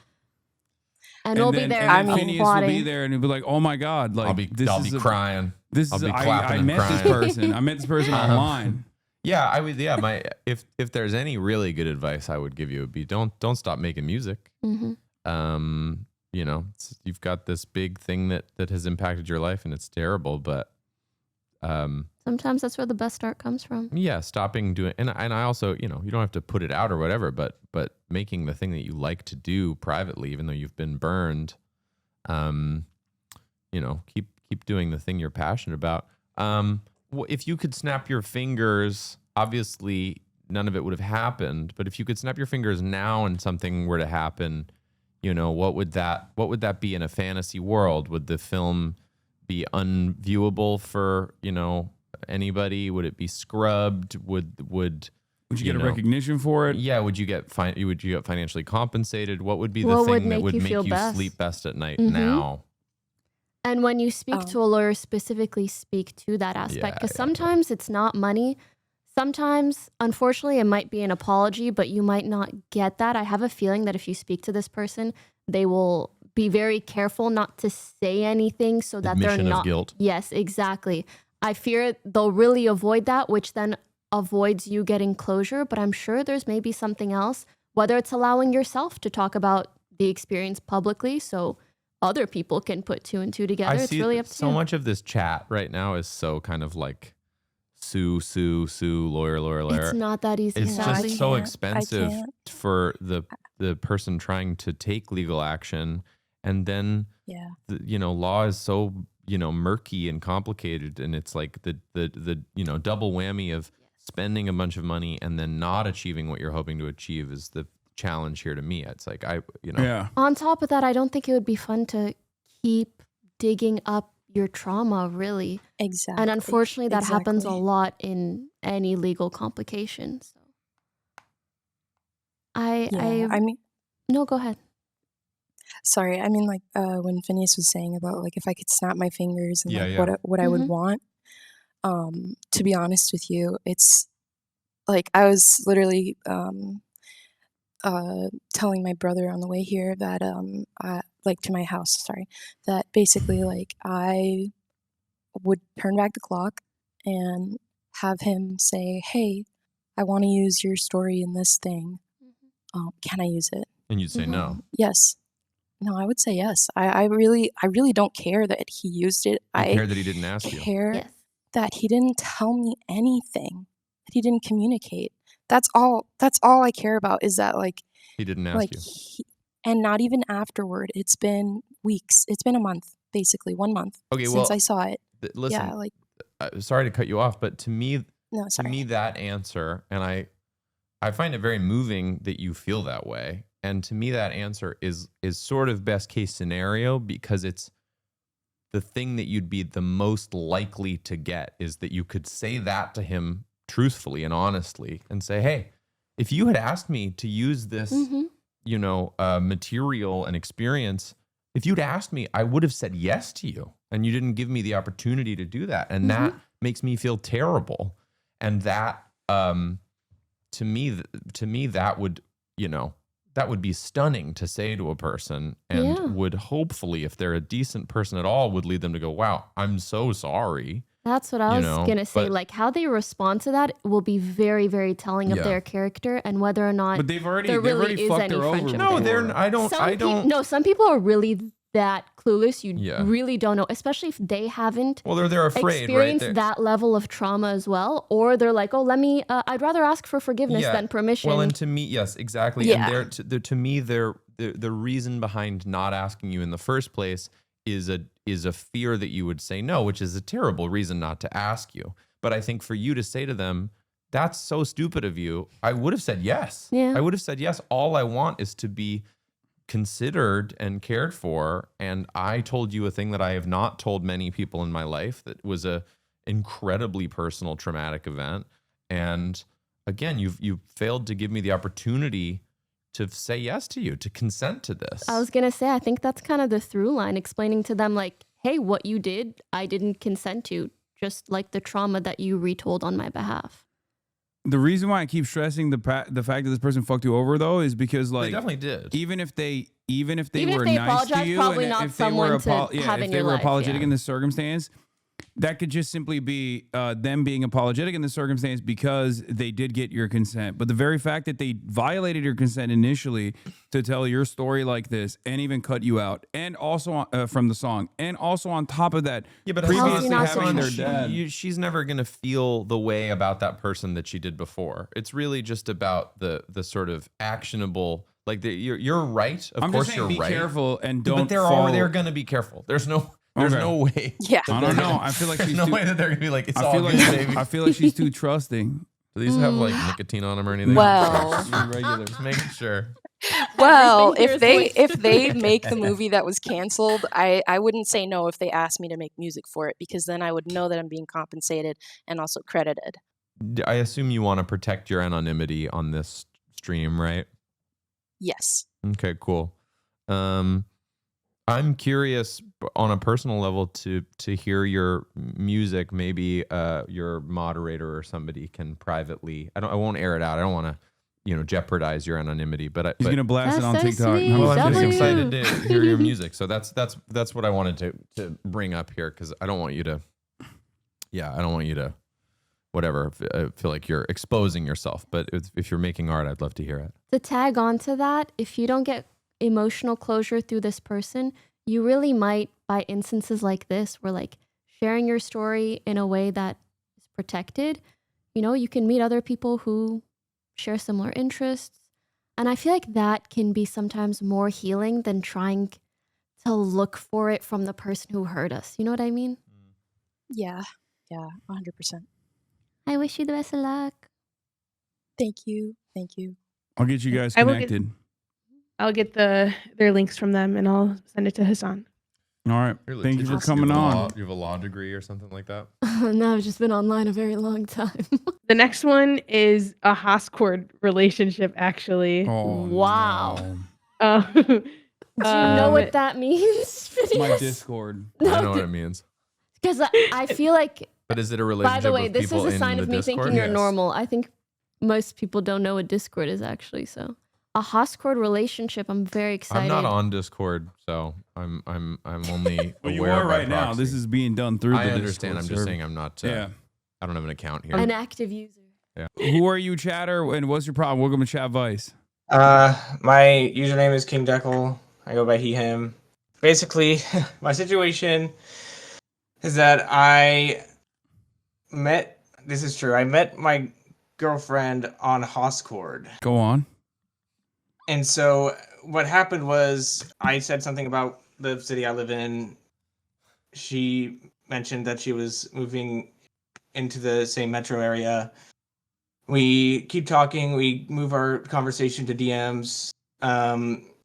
I told her, like, if you need a IRL friend for a new city, I'd be happy to hang out with you sometime. W We risk. became IRL friends for, like, platonic friends for several months until, it kind of evolved. I asked her out. So, I wouldn't say it was, like, e-dating or whatever. It was, like, actual in-person getting to know each other and asking her out and having a real-life relationship. Mm-hmm. What happened was that so we started dating in February of this year, and it was nice. But at this, she then had some pretty bad financial problems and some pretty severe mental health problems too. And so she had to move back to with her family across the country. I live in the U.S. And it was an unfortunate move because she didn't want to do it. Part of the wrinkle is that she had to move her family. Even they're very accepting, but she's trans, and she had to move back in with them in Texas. Texas sucks for trans people, but she's doing okay. She's got a job. She's starting to work on rectifying her financial troubles. But the problem is we're now in a long distance relationship and it is difficult. Both of us want to be with each other really bad. But it's challenging, and both of us are still kind of struggling on our own financial stuff. And she's improving, but we both had setbacks during these months that we've been in long distance. So I guess my ask is, what advice do you have for a situation like this? Oof. Long distance, brother. Okay. Yeah. I mean, It really is it? But you're not the first people to do long distance. It's doable. Yeah. It's just, we miss each other. That's it. Like, I mean, we talked about it and that how we, we want to be to get in person. Like, but it's just not possible right now. And she has a plan to maybe come back in April next year. Mm-hmm. That's if everything goes right. She's able to keep her job. She's able to keep making the same money. So there is a time frame. It's just, it's I don't know. We both really want to be back together. We were really happy when we were both kind of living close.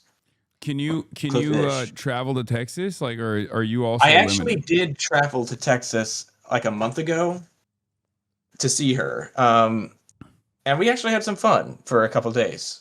So yeah, I did travel to Texas. It was nice. How long is the flight from wherever you maybe? It's Texas? it was like 3.5 hours. Okay. Can I say something? Maybe mean. I hope it's not mean. Just putting that out there. I feel like I'm catching a weird vibe. Like, are you unsure? Because if I really liked someone and we were in a long distance relationship and they were maybe gonna move back in 6 months, Yeah, it I'd would be be like, almost okay. over. Yeah, you I just feel wait like it it out. wouldn't be that big of a deal. Yeah, e-sex. Like, we got FaceTime. You guys are already on Discord. Yeah. Maybe we're calling each doing- other kid, I maybe guess- not. yeah, I but guess like, is it's there not that something big of a Crank more? it out What's online. We're having fun remotely. We're playing games together pretty weekly over Discord. But like, even when you said, "Oh, I went to see them for a couple days and we actually had fun," is there something more going on here? Is it more like you don't know if it's worth the trade-off? Like, you're not so sure about the relationship to commit to long distance for another however many more months? I think. No. I mean, That's uncertainty I'm right not there. sure. I'm not sure. Oh no. Okay, and- go on. But like, I don't know. Like, Okay, now specify that I don't know. it's. I mean, there have been a couple times throughout this during this long distance period where we've sort of gotten frustrated with each other. I'm trying to remember the exact reason. If you don't remember the reason, you can talk about the vibe. They're equivalent. Like, what is the sentiment and issue that occurs between you two? Well, it's mostly about like, okay, so she really struggles with self-esteem issues. A lot of the times when it gets really bad, she'll sort of self-deprecate. And it's hard as her partner who really likes her to hear that. Oh, you're like, do you think I have bad taste? Stop saying that about yourself. Yeah, that's actually what I've said.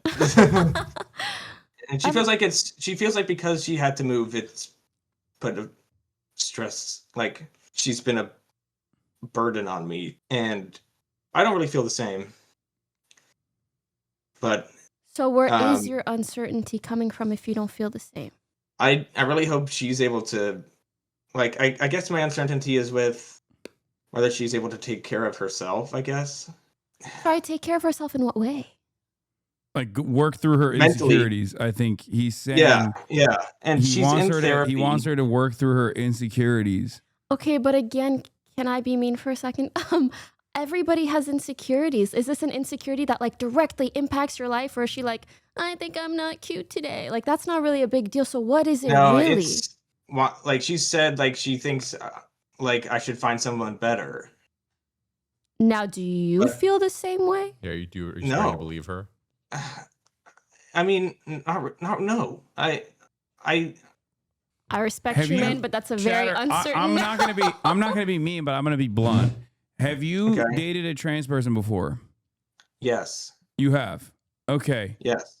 Okay. Then you can make the distinction on whether or not this is like a more sensitive subject rather than just like regular insecurities that you like can work gender through. Dysmorphia potential? Or I don't know if that's the right term. But ultimately, I think Pokey's right where it's okay.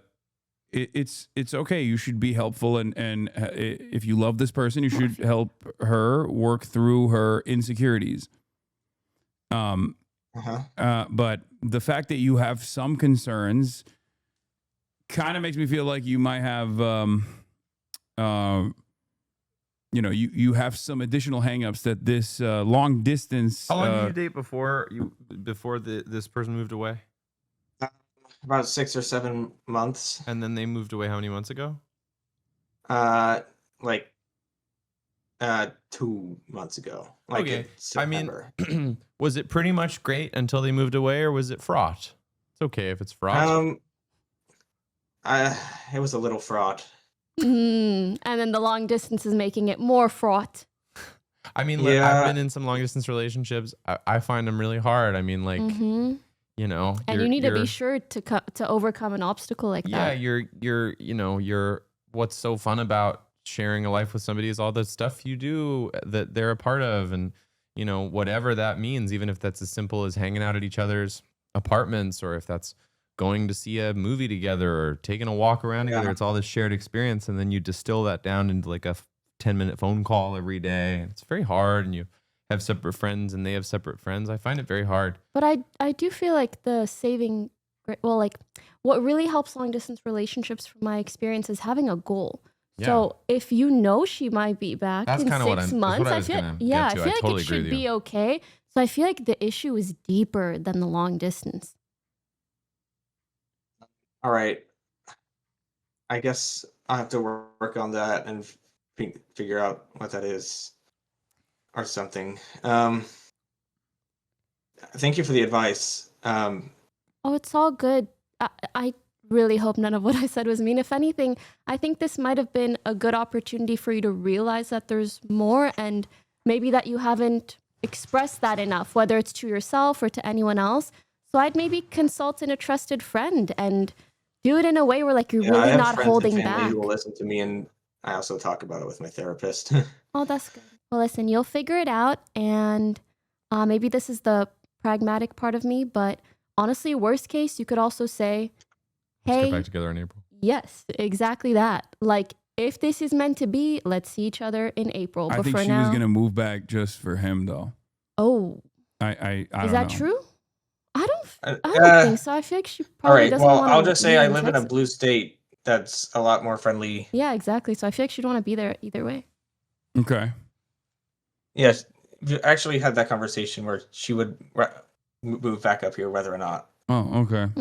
It was for me. Sure. I have to wrap it up, unfortunately, I think. Okay. No All worries. right. Thank you for Chad. sharing. Thank you. Nice Thank to you. speak Thank to you you. so Good much. luck. You have a good one. Frogan, There's if one- the next person you pull is the other Hascorder in this equation, I'm gonna end the broadcast right now. Wait, that's Frogan, I gotta go. It's my time. Bye, Phineas. Nice meeting you. Phineas. Oh, What? The next one is so good. I promise. But it's not Aw. 3 minutes. You know what I mean? All right. Well, Yeah, maybe I know. Is it Phineas related? No, it's Muslim marriage related. Oh, yeah. Whoa, That's not much gee. love. Like, that's not my area of expertise. Yeah, this is okay. Imagine I think Pokey and I can handle Something this. I'm an expert in. It's Muslim marriage. I'm like, okay. Yeah. I think I'm okay. Hey, All right. what a treat to meet Masha you. Allah, It was really Phineas. Tell Thank you for Claudia I coming said on. hi. Have a great rest of your night. I will. That's so Okay. sweet of you. Bye, Shot. Get home safe. Bye, Hascord. Okay, this is the final one. Okay, let's do Her it. name is Ellie, and pronouns are she, her. Ellie, you're on air. Hello, Ellie. Welcome to Chadvice. What's your problem? So I'm 34 and I got married recently. So my husband lied to me about his age, and I found out when I was booking our honeymoon tickets. Odd. How much? Yeah, can you just Like lying by how much? Mm-hmm. Okay, so like when we met, he was like, "Oh, I'm 47," and me, I don't mind an age gap. That's fine. I'm in my 30s. I'm an adult. Mhm. But he's like 23 years older than me, and Okay, I found so out he's- when I was he's booking our 57. honeymoon tickets. Mm-hmm. He's 57, yeah. God damn! I mean, how attractive is this man? He Good looks young, skincare huh? routine. He looks really like he takes care of himself. He doesn't look his age. That's what I'm saying. Mm-hmm. Yeah, he looks 47, is what you're saying. Yeah. Ay. That's But, like, then crazy. he got Go already on. Wait, so this Go person on. lied to you and you guys got married? After the Uh, nikah, I found out. That's very common. Wait, Very, very, very common. like- Have you ever heard of the series Who the Fuck Did I Marry? Or Yeah, whatever? that's true. But that's like, 27 million part series. I know, but that's so uncommon that it was a viral TikTok, I feel like. But it's common occurrence. Okay, that's crazy. So he's 57 instead of 47. That's 10 extra years. Have you brought it up to him? No. Oh, It's damn. like I found out we went. I was booking our no. I was checking in for our tickets to Cancun. So I had to spend like 11 days with that knowledge and not like explode. I came back and only Whoa. talked to like my friends about it, but they also don't know what the hell to do, you know? Wait, so let's get a little bit more detail in here. So Mm-hmm. how long did you guys know each other for before this marriage? He worked with like a family member of mine for like about 5 years, and I've known him like personally for a year. So you guys knew each other for a year. Wait, Frogan said it was a Muslim marriage. Is that Yeah. so? Is Meaning this like you're a family? both Muslim, or meaning you got married No. religiously and He's not part of my legally? culture. What's up? What'd you say? Me? Yeah, sorry, what? He's not part of he's like a revert. Oh, you're Muslim and he reverted. Yeah. Oh, damn. Did he do that for you or just in general? No, he was a revert for like a long time. Okay. Okay. And did you guys get married legally? I didn't submit the paper yet. Oh, shit. Hey, So legally we're not, yo. but like the sheikh signed the paper, and so did my brother, and so did he. So They can unsign it. But you didn't it was submit. sold, guys. So it's not even like a legal marriage yet. No, I literally haven't submit the papers to the city yet. Girl, I'm telling you, that's a sign from God. Yeah. That timing is a sign from God. Yeah, I mean, look, I make a lot of jokes at the expense of reverts and converts in general. So I'm not gonna.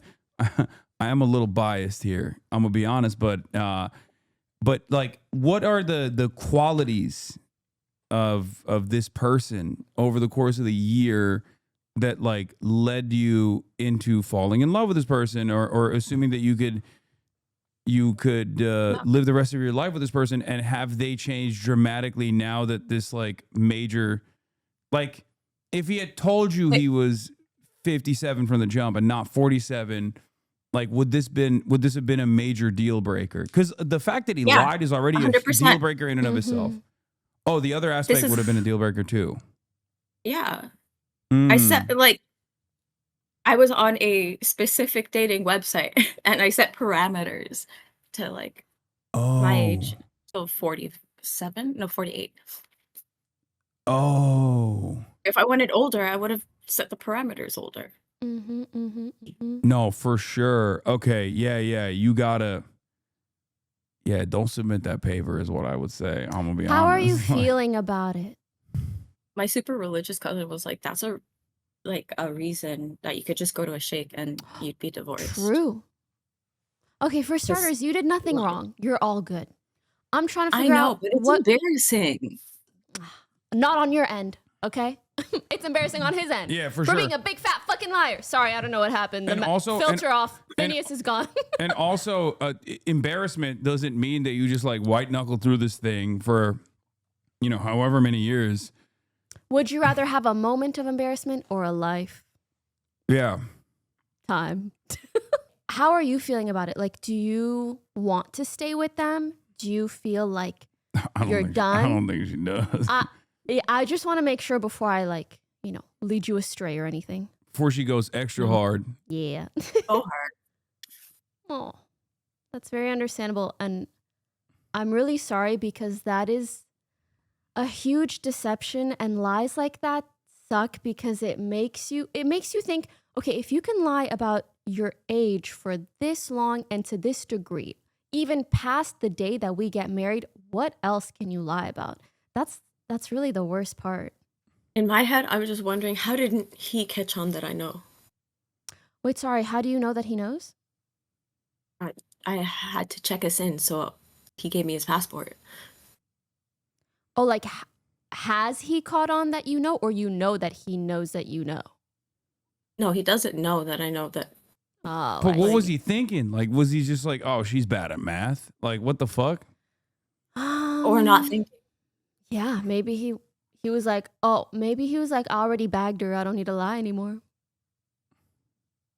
Unfortunately, I can imagine a lot of guys thinking that way. But he doesn't know you didn't submit the papers.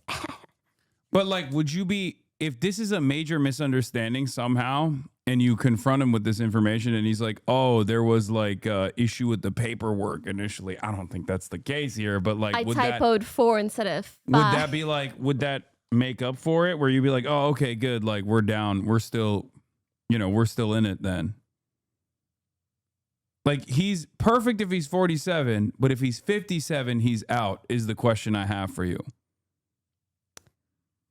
I don't think it matters. It's more so that he's a liar.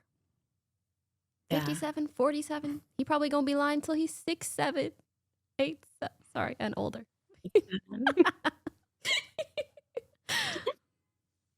Yeah. Like age is something for her to decide when she meets a person at whatever age, right? The thing is, I feel like that's straight out the window now. No, for sure. It's ridiculous. It's so ridiculous that like maybe there's a mistake somewhere. I don't know. Like on his passport. Oh, what I wanted to do, like to confront him, is like have like a therapist between us. Honestly, I don't think that's a bad idea. Yeah.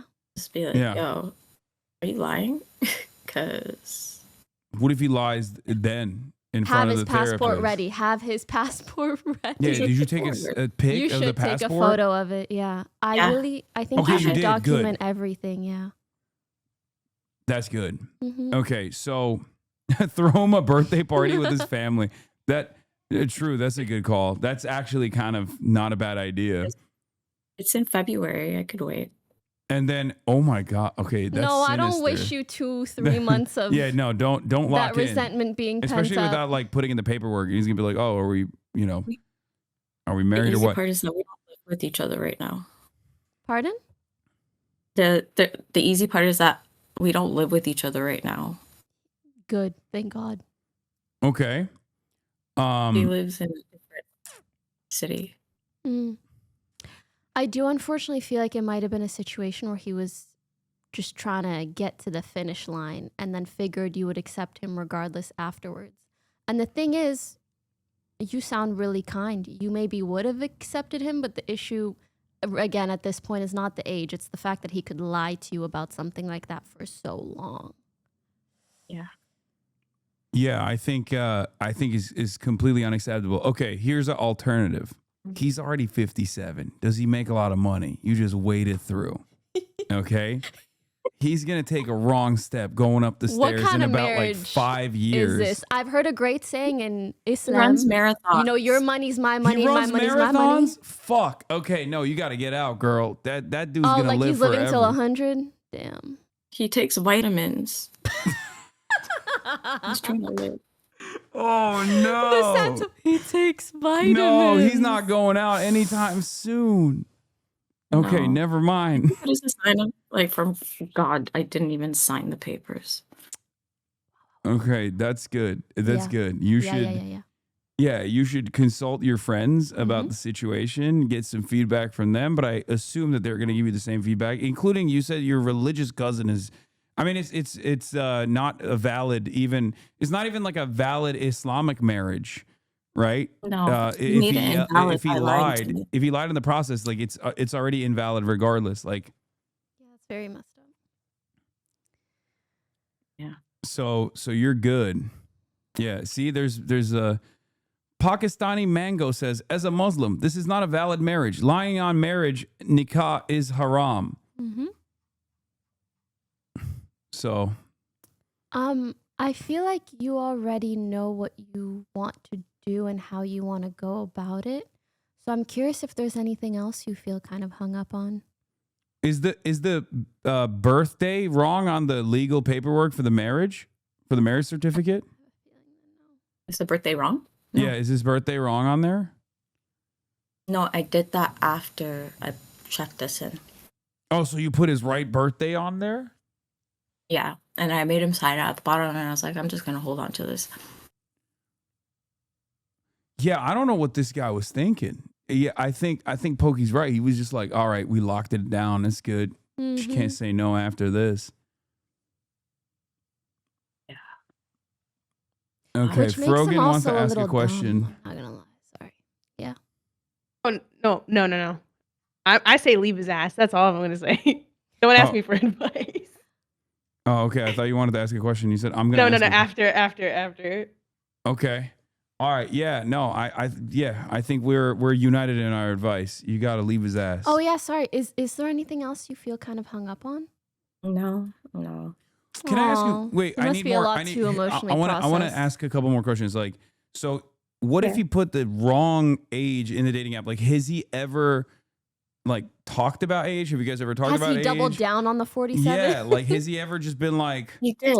Yeah, I love being a 47-year-old, like, you know, us 40-year-olds, like, man. He said not in my 47 years have I. Oh, so he's just, oh my God, he's lying all the time. So he's like, yeah, oh man, remember 7 years ago when I was 40, when this thing happened? That's crazy. What if he has severe amnesia?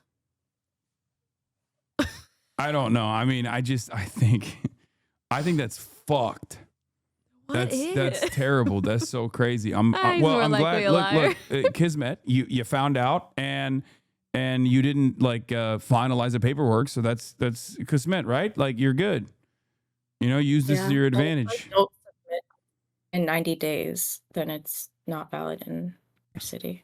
I think you got to confront him ASAP and maybe figure out the best way to go about it for the annulment of the marriage, whether that's asking a sheik, if I'm pronouncing that right, or talking to your friends, or just figuring out how can I document this and make sure that I'm in the clear.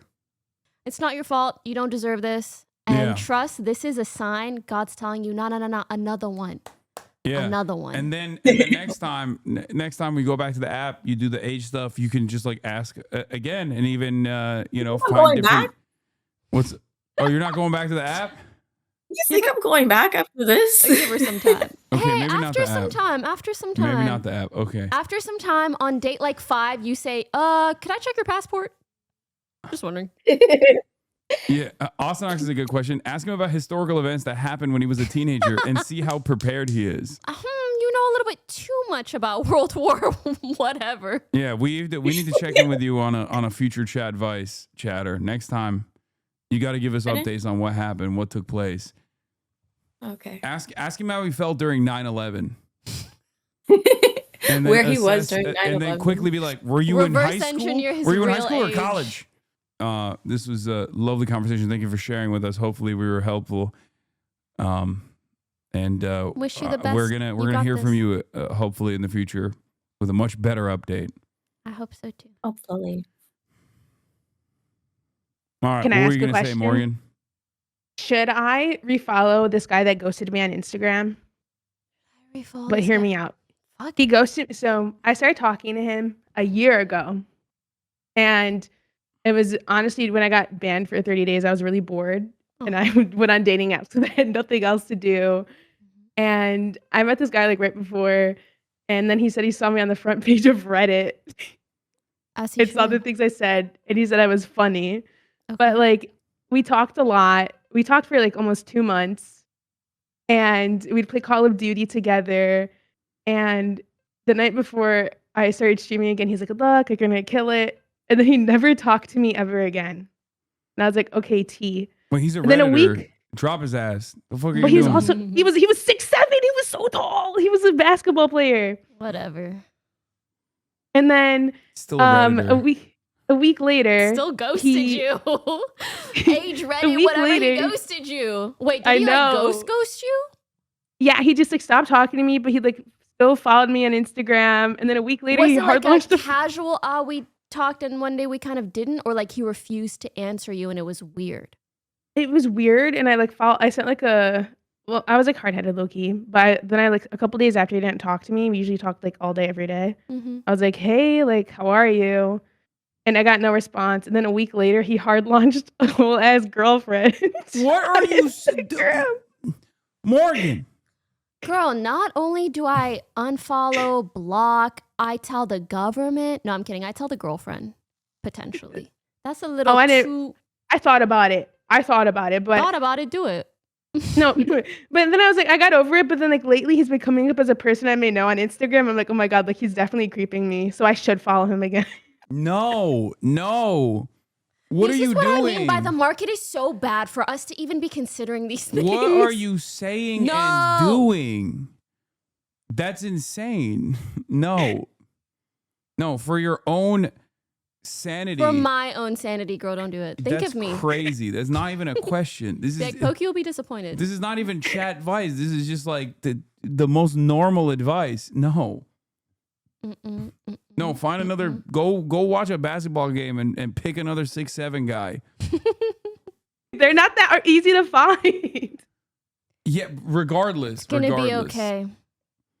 Regardless, like he ghosted me for a girl that was so much taller than me, and honestly, I commend him for that because Don't commend him for anything. Hello, stand up. Yeah, no, 6'7" is too tall anyway. I'm telling you, you're out of your mind. This is. I'm literally 6'2" myself, though, so I needed somebody tall. I can see her thinking on whether or not what you just said currently is correct or not. I don't want to minimize whatever height struggles she might have. I'm kidding. I don't have any. Say, what do you value She's more, lying. Honesty in character or height? Lying. It's up to you. What are you talking about? Well, she's a little tall. She's not. Nope, she's not. What? Yeah. Frogan is 6'2" in the same way that the previous husband was 47. Exactly. Yeah, that's crazy. But yeah, I don't know. I really didn't think about him for a long time, and then I keep seeing him in my suggested people I may know. I was like, interesting. Block. No, yeah, block the dude. Don't move on. let Instagram features control you. You should control them. Yeah, okay? the algorithm is fried your brain. If I block, it's gonna look like I care. I'm not interested in shit. No. Otherwise, your brain is not even your brain anymore. Yeah, no, that's crazy. That's crazy. Oh my God, I can't believe you asked that question. No, but to be honest, this is real life dating nowadays. That's crazy. It's tough. All it's right. okay. I won't follow him. Okay, I'm proud of you. I'm really proud of you. Well, thank you so much for compiling this wonderful list of people. Yes, and I'm sure sorry. it wasn't easy. I apologize to the people that we couldn't get to. There were some real interesting stories there, and thank you so much, Poki, for coming on. It was a pleasure. And Finneas as well. I love drama that's not mine. Smiley face. Yeah, and no gaming. Come on.